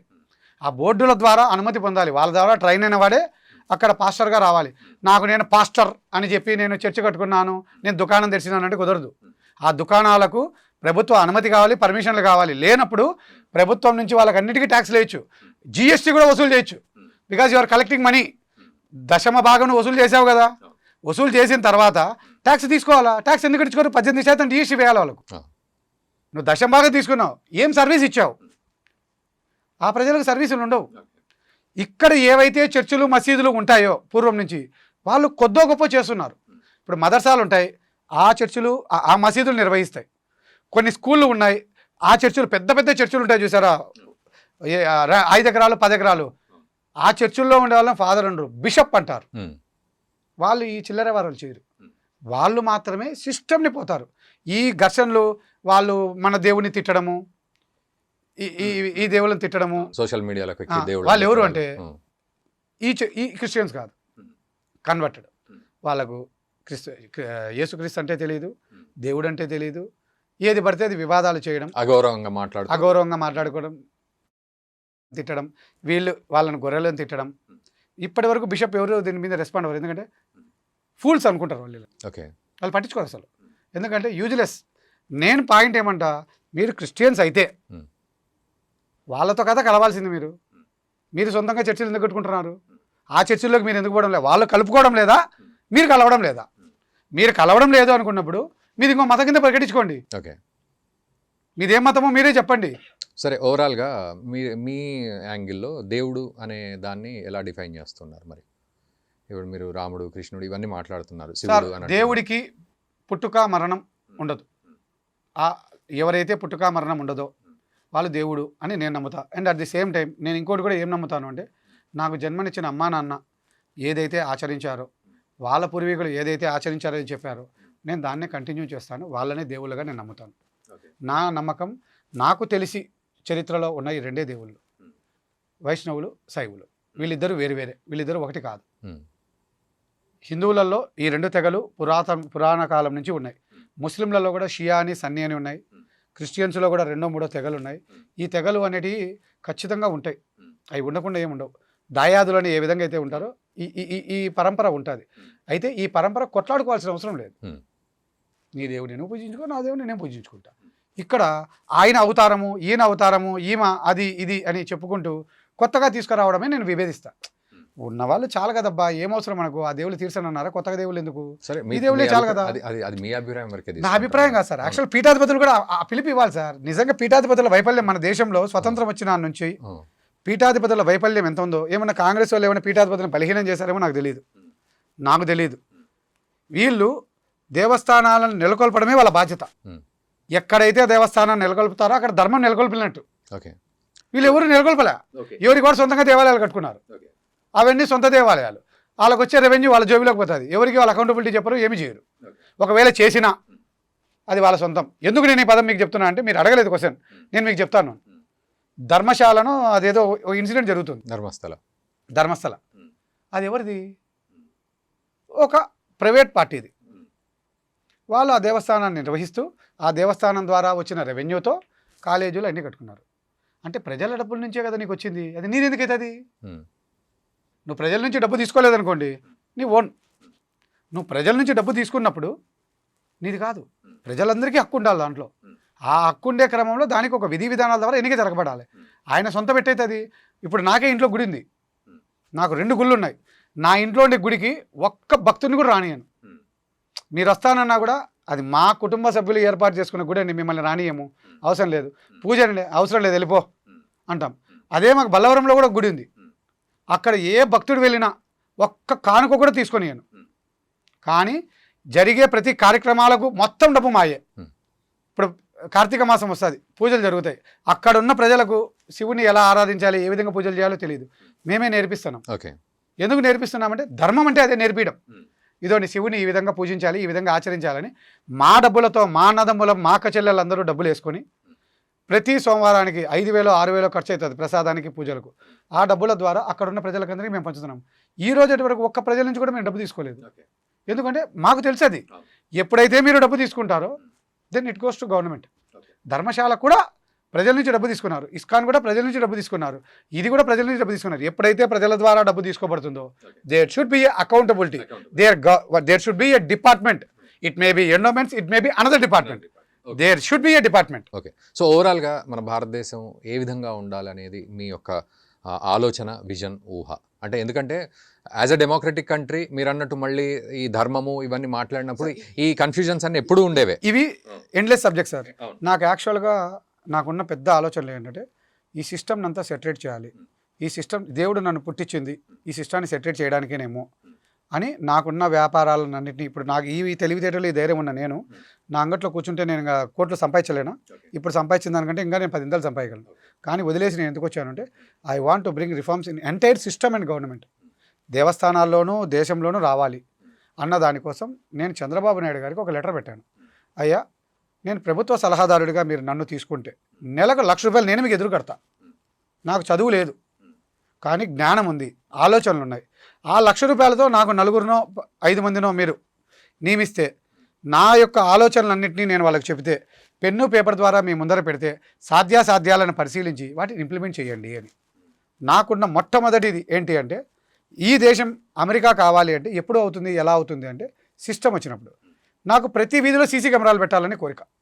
నా దృష్టిలో దేవుడు, ప్రజెంట్ అప్డేటెడ్ దేవుడు ఎవరు అంటే టెక్నాలజీ. వితౌట్ ఎనీ టెక్నాలజీ మిమ్మల్ని మీరు డిఫైన్ చేసుకోలేరు. నేను మిమ్మల్ని కొట్టాను, వీళ్ళందరూ కొట్టినా కూడా చెప్పరు నాకు భయపడి. మిమ్మల్ని మీరు కొట్టానని నిరూపించుకోవాలంటే ఏంటి? కెమెరాస్. నా దృష్టిలో అన్ని మతాలకు దేవుడు అదే technology it self is God. ఈ టెక్నాలజీ లేకపోయి ఉండింటే నేను ఇంకా జైల్లోనే ఉండేవాడిని. ఆ టెక్నాలజీనే నన్ను కాపాడింది. నేనేమంటున్నా, ఏ ఎంప్లాయీ కానా, ఏ తప్పు చేసిన వాడు కూడా తప్పించుకోకూడదు అంటే ప్రతి ఇంచుకు సీసీ కెమెరా రావాలి. ఆ సీసీ కెమెరాలు ఎలా రావాలి? సమాన అవకాశాలు.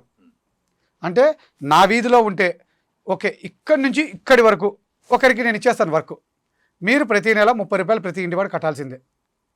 అప్పట్లో జగన్ గవర్నమెంట్ కసువుకు 30 రూపాయలు చేశారు చూస్తారా, ఈ సీసీ కెమెరా మెయింటెనెన్స్ కూడా 30 రూపాయలు కట్టాలి. జనరల్గా ఇంతకుముందు మనం గూర్ఖాల్ని పెట్టుకునే వాళ్ళం కదా, ప్రతి ఒక్కళ్ళ ఇంటికి ఇప్పుడు గూర్ఖాల కంటే సీసీ కెమెరా అనేది ఇట్ ఈస్ అథెంటిక్. ఆటోమేషన్ అయితే టెక్నాలజీ సీసీ కెమెరా. నాకు జగన్ గారి గురించి చెప్పాలి అంటే నేను ఎవరికి అభిమానం కాదు సార్, మంచికి మంచి చెడుకు చెడు. సచివాలయ వ్యవస్థ అని ఒకటి తెచ్చినారు.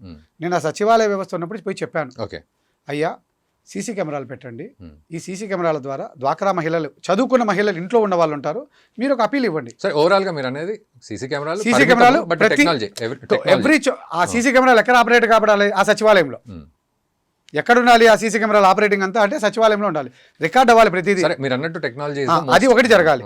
సీసీ కెమెరాలు అనేది స్వయం ఉపాధి, కొన్ని లక్షల మందికి ఉపాధి దొరుకుతుంది. Okay okay. ఇంకొకటి, మీరు హైవేల్లో కానీ ఎక్కడైనా రోడ్లలో వెళ్ళిపోయారనుకోండి, రోడ్ల మధ్యలో కనకాంబరాలు, గన్నేర పూలు, దేవుళ్ళు పూజించే పూలు ఎన్నో ఉంటాయి, అవన్నీ రాలి పడిపోతాయి. నా ఆలోచన ఏంటి, దానిలో నీళ్లు పోస్తున్నారు కానీ పూలు పోయడం లేదు.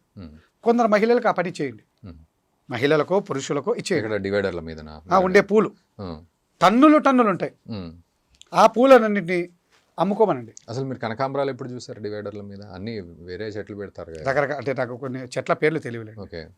గన్నేర పూలు, మళ్ళీ ఏమంటారు కొన్ని పూలు, అన్ని రకరకాల దేవుడికి పనికిరాని పూలు అన్ని ఉంటాయి దాంట్లో. దేవుడికి పనికొచ్చే పూలు కూడా ఉన్నాయి. నేను మా కడపలో చూసాను సార్. ఓకే. కొన్ని చోట్ల కొన్ని అంటే ఏమంటున్నా అయ్యే పెడతాం మనం. ఇప్పటికీ కోనోకార్పస్ పెడితేనే మళ్ళీ దాన్ని కొట్టేయాలి. నేనేమంటున్నా సార్, చెప్పడం ఇదంతా దేవుడికి అవసరమైన పూలనే మనం పెట్టుకుందాం. ఇక్కడ ఎవరు కొందరు కొన్ని నినాదాలు ఇస్తారు అంటే మనం ఎంత లౌకికంగా ఉంటామంటే, ఈ రాష్ట్రంలో పూల వ్యవసాయ రైతులు ఎవరంటే 90% ముస్లిమ్స్, హిందువులు కాదు ముస్లిమ్స్. మనమే ఎందుకు చేయకూడదు?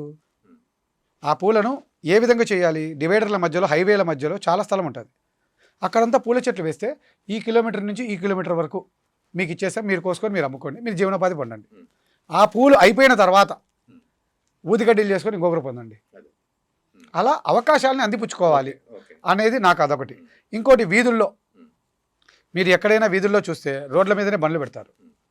నాకేంటి, బండి కొన్నటప్పటికీ నీకు బండి పెట్టుకునే స్థలం ఉంటేనే నువ్వు బండి కొనాలి. రోడ్డు మీద పెట్టేదానికి ఏం, రోడ్డు ఎవరిది? పెట్టావు కాబట్టి రోజు డబ్బులు వేస్తాం. అలా కాదు అనుకున్నప్పుడు నీకు ఒక చోట స్థలం చూపిస్తాం, ఆ స్థలంలో పెట్టి మాకు బాడీ కట్టు. అక్కడ ఒక ఉపాధి, డబ్బులు వసూలు చేసేది ఒక ఉపాధి, అక్కడ ఉండేవాడికి ఒక ఉపాధి. అట్లా ఎన్ని అవకాశాలు కావాలన్నా అన్ని అవకాశాలు చూపించచ్చు అని నేను ప్రభుత్వానికి రకరకాల రిఫార్మ్స్ చెప్పాను, టెక్నాలజీ చెప్పాను. చాలామంది ఏం చేస్తారంటే, మీరు కలెక్టర్ గారికి వెళ్ళారనుకోండి, నాకు ఏం లేదన్నీ నాకు ఫ్రీ కావాలని పెడతారు. అదే పోలీస్ స్టేషన్ పోయాను, నాకేం సార్, నాకు ఎంత డబ్బు ఉందనుకుంటున్నారు, నాకు కోట్లు వస్తుంది అని నేనేమన్నా ఎస్పీ గారికి ఏం పెట్టాను, గవర్నమెంట్ ఆల్రెడీ చేసింది ఆ రూల్. నేరస్తులకు అందరికీ మీరు పథకాలు ఇస్తున్నారు, సహకరిస్తున్నారు, నేరాలని ప్రోత్సహిస్తున్నారు, నేరారోపణలు ఉన్న వాళ్ళకందరికీ కూడా పథకాలు తీసేయండి ఫస్ట్ అన్న. ఆ పదం నేను ఎందుకు పెట్టాను అంటే, నేను 29 రోజులు జైల్లో ఉన్నా, ఓ తప్పుడు కేసుల్లో నన్ను పెట్టారు. ఆ టైంలో నేను అక్కడ జరిగిన హిస్టరీలన్నీ చూసిన తర్వాత బయటకు వచ్చి నాకు ఆలోచన చేసి గవర్నమెంట్ లెటర్ పెట్టాను, మీరు ఎవరైతే మీ కాడికి వస్తున్నారో న్యాయం కావాలని వాళ్ళకందరికీ ఒక లెటర్ ఇవ్వండి, 15 రకాల క్వశ్చన్లు ఇవ్వండి. నీవేంటి, నీ కులం ఏంటి, నువ్వెవరు, నువ్వేం వ్యాపారం చేస్తావు, నీ గతంలో కేసులు ఏమైనా ఉన్నాయా, గతంలో వివాదాలు ఏమైనా ఉన్నాయా, ఇప్పుడు నువ్వేం కావాలని కోరుకుంటున్నావు, హిస్టరీని వాడి నుంచే తీసుకోండి. వాడికి ఏమొస్తుంది ఏమన్నీ చెప్తాడు, కలెక్టర్ గాడికి పోయి నాకు ఏం లేదని చెప్తాడు. దాన్ని టాలీ చేయండి, పథకాలను రద్దు చేయండి, అనవసరంగా భారం పెట్టుకోకండి. ఉన్నవాడికే మనం పథకాలు ఇస్తున్నాం, వీటిని స్క్రూటినింగ్ చేయాలి అని ప్రభుత్వ నేరారోపణలు ఉన్న వాళ్ళకందరికీ పథకాలు రద్దు చేయాలి, అవసరం ఉన్న వాళ్ళకే ఉద్యోగాలు ఇవ్వాలి. నాలాంటివాడికి ఉద్యోగం ఎందుకు, నాకు అంతా డబ్బు ఉండి మాకెందుకు ఉద్యోగాలు, లేని వానికి ఇవ్వండి. ఉద్యోగాలలో చదువుల్లో రిజర్వేషన్ ఎందుకు, తీసేసేయండి. ధర్మం ద్వారా మనమే స్కూళ్ళు కాలేజీలు కట్టుకుంటే ఇంకా కులం ఏముంది, బీసీ ఏముంది, ఎస్సీ ఏముంది, ఎస్టీ ఏముంది, దేవాలయాలు కూడా అందరూ ఒకటే. ఓవరాల్ కంక్లూజన్ ఏంటి అంటే, మనకు రిజర్వేషన్ ఉండకూడదు అంటే దేవస్థానాలలో సభ్యులుగా చేరితే కుల వివక్ష ఉండదు. నువ్వు ఒకటే నేను ఒకటే, నువ్వు 100 కట్టావు నేను 100 కట్టా, ఇక్కడ ఎవడు ఎక్కువ కట్టేది లేదు, ప్రతి ఒక్కరు డిసైడ్ చేసిన అమౌంట్ కట్టాలి, అప్పుడు కుల వివక్ష లేదు, సమాన అవకాశాలు అందరికీ వస్తాయి. అదే నేను కోరుకుంటున్నది. కుల వివక్ష ఉండకూడదు అంటే, కుల వివక్ష దేవస్థానంలో ఉందంటున్నారు, నువ్వు డబ్బు కట్టు, నీకు హక్కు ఎందుకు రాదు, డబ్బు కట్టినప్పుడు హక్కు ఉండదు, డబ్బు కడితే హక్కు వస్తుంది. నేను అదే కోరుకుంటున్నా. Right sir, thank you very much. అంటే చాలా విషయాలు మీరు మాట్లాడినవి సరే, అది సందర్భోచితంగా కాంట్రవర్సీ అయ్యిండొచ్చేమో కానీ ఆలోచింపదగినవి మాత్రం చాలా కనబడుతూ ఉన్నాయి సార్ దీంట్లో. సరే, మీ అభిప్రాయాలు మీకున్నాయి, మీరు మంచిని చెడు అనొచ్చు, చెడుని మంచి అనొచ్చు. అది మీ అభిప్రాయం నా వరకు వ్యక్తిగత మాత్రమే, అభిప్రాయం. మీ వ్యక్తిగత అభిప్రాయం వరకు మాత్రమే నేను చూస్తూ ఉన్నా. బట్ సమాజాన్ని ప్రశ్నించే ఒక అది మాత్రం మీరు తీసుకున్నారనేది ఒకటి అర్థమవుతోంది. సరే, మీ ప్రశ్నలో ఎంతవరకు ఏంటి, లాజిక్స్ ఎలా ఉన్నాయి, రేషనలిస్టికా, లేకపోతే ధర్మం ప్రకారమా, చట్టం ప్రకారమా, న్యాయం ప్రకారమా, సెక్యులరా, కాన్స్టిట్యూషన్ ప్రకారమా అనే పద్ధతి కాకుండా మీరు అడిగే హక్కును ఉపయోగించుకొని మీరు సమాజాన్ని అడిగే ప్రయత్నంలో ఉన్నారు. అండ్ మన దేశం అభివృద్ధి చెందాలనే ఒక గొప్ప విషయంలోనే, మన ధర్మం నిలబడాలనే గొప్ప విషయంలోనే మీరు ఆలోచిస్తున్నట్లుగా నాకైతే ఇప్పటివరకు అభిప్రాయం కనబడింది. ఇది నా వ్యక్తిగత అభిప్రాయం లాగా కనబడుతుంది. లేదు సార్, నాకున్న అభిప్రాయం అదే తప్ప ఇంకా వేరేది లేదు. ఎందుకంటే నన్ను నేను దేవుడిగా ప్రొజెక్ట్ చేసుకోవడమో, నేను డబ్బులు సంపాదించుకోవాల్సిన అవసరం నాకు లేదు. ఎగ్జాక్ట్లీ. సో వ్యూయర్స్, ఇక్కడ మీరు కూడా ఆలోచించండి. ఎందుకంటే ఇదివరకు కాంట్రవర్సీ అయింది అని అన్నాక నేను ఈ సబ్జెక్టు ఎత్తుకోవాల్సి వచ్చింది. ఎందుకు కాంట్రవర్సీ అయింది అంటే అర్థం చేసుకోలేకపోవడం వల్ల, లేకపోతే అర్థం చేయించలేకపోవడం వల్ల, లేకపోతే అసలు అర్థమే లేకపోవడం వల్ల అనేది తెలుసుకోవాలనే ఉద్దేశంతో కొంచెం లెంతీ ఇంటర్వ్యూ చేయాల్సి వచ్చింది. సో ఇప్పటివరకు ఓపిక్గా చూసిన మీ అందరికీ కూడా thank you very much. And ఖచ్చితంగా కామెంట్ చేయండి. అండ్ ఈ వీడియోని మీ మిత్రులకు కూడా షేర్ చేయండి, వాళ్ళు కూడా కామెంట్ చేస్తారు. చూద్దాం అంటే ఎవరి అభిప్రాయాలు ఏ విధంగా ఉన్నాయి, వారు చెప్పిన అభిప్రాయాల వరకు ఎంతవరకు ఏకీభవిస్తున్నారు, వ్యతిరేకిస్తున్నారు అనే విషయం కూడా మనకు అర్థమవుతుంది. Thank you very much. Thank you sir.